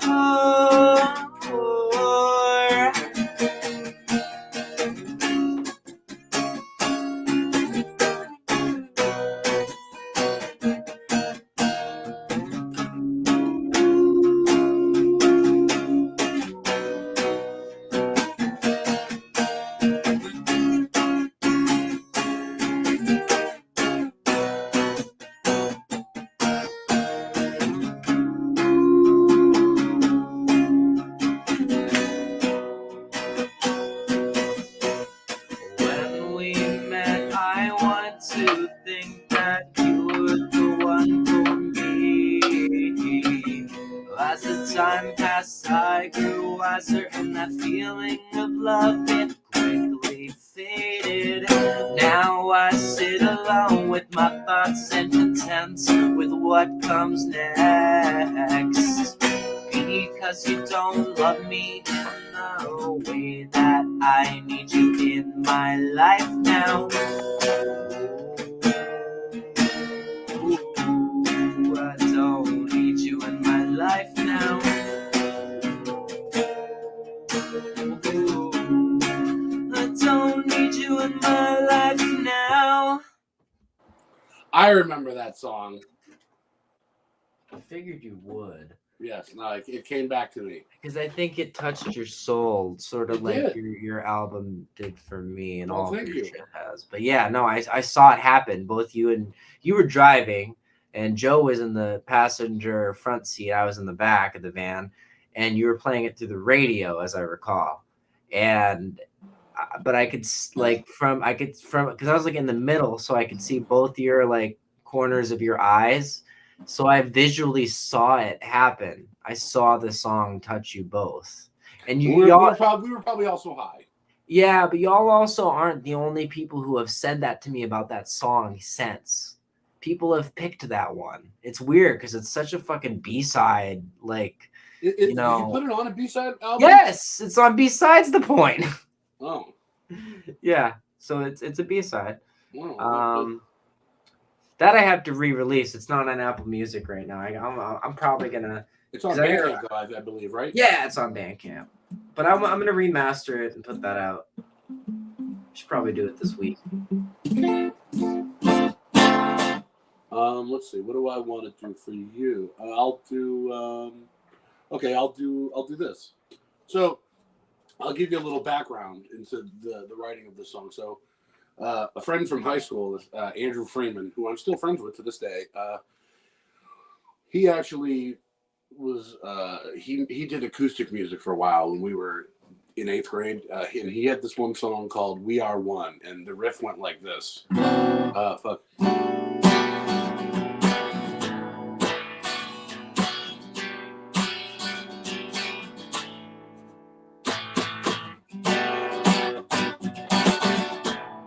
And it's just a cool little riff, right? And I asked him, I was like, how do you play that? And he showed it to me. And I had just started using a capo at the time. I'd never really used a capo until then. And he showed me how to play it. So what I did was I took the capo. His song was on the 2nd fret. I moved it up to the 4th fret. And I used those same 2 chords. And I wrote this.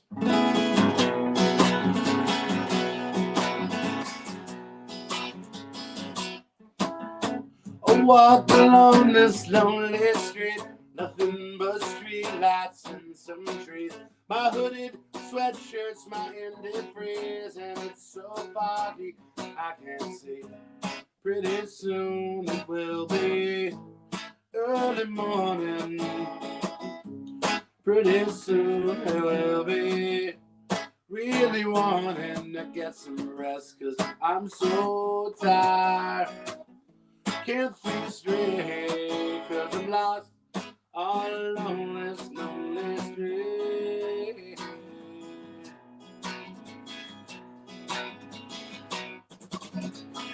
Walk along this lonely road, it's the only road I've ever known.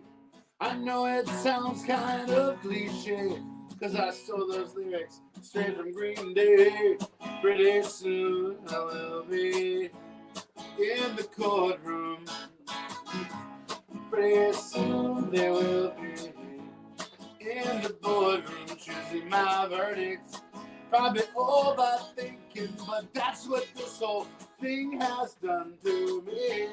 As I cross lonely street, that's where I'm, but no one's told. Destination unknown.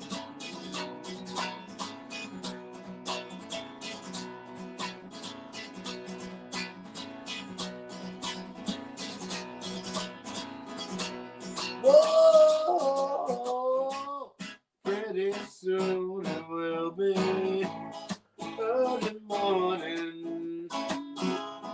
Pretty soon I will be really wanting. I get some sleep. When the morning comes, you might find me asleep on someone else's lawn, somewhere along this lonely street.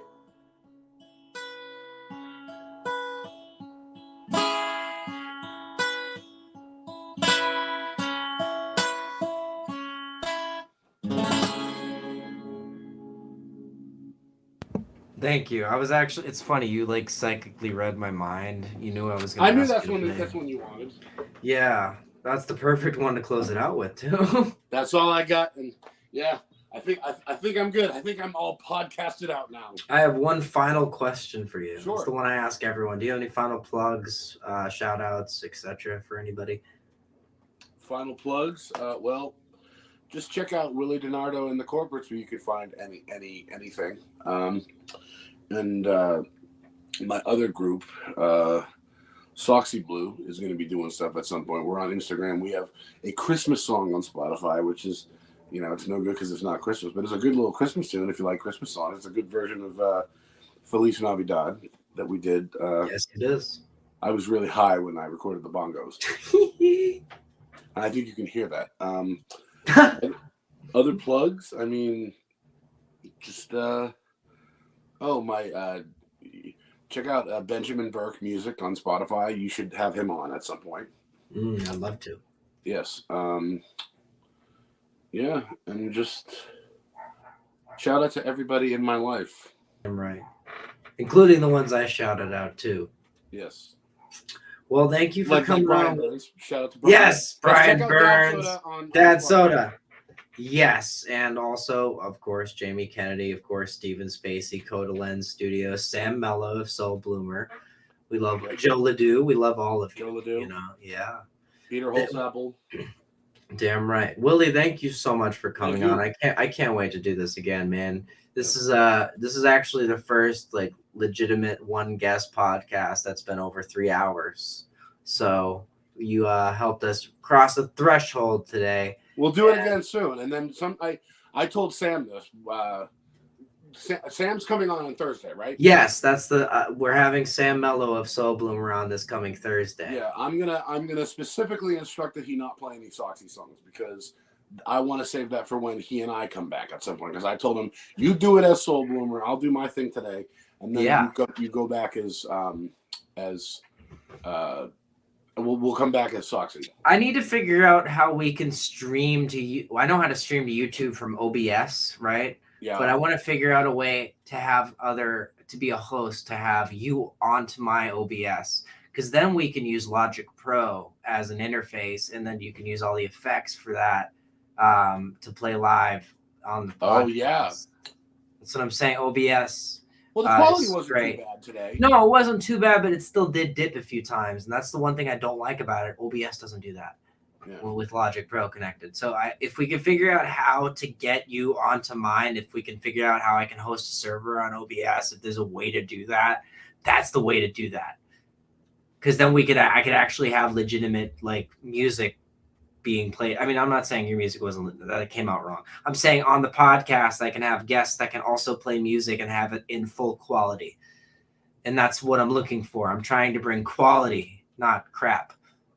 And I think we did that today, even with what we used. So for the StreamYard stream, it didn't dip anything too much, and everything sounded good. I heard your vocals clear on here, so I know that on the playback when I listen to it, it's going to sound the same as I heard it. So That's why with the guitar playing, I tried to play a little soft, so you Yeah, be more yeah. vocally dominant. Me too. I tried not to peak the mic. Yeah. We both did that. But yeah, man, I can't wait to do this again. And I'd love to have Ben Burke on. I'd love to have as many people as you can. Yeah, I'm gonna give over you our some way. names. Thank you, please. And once again on Thursday, Sam Mello with Soul Bloomer. So stay tuned for that. This has been the Dreaming Insomniacs, the podcast with our good friend, pretty much fucking brother at this point, Willie Dinardo of Willie Dinardo and Corporates. Go buy his new album now. We hope you guys have a great rest of your day. Thank you. You can stay.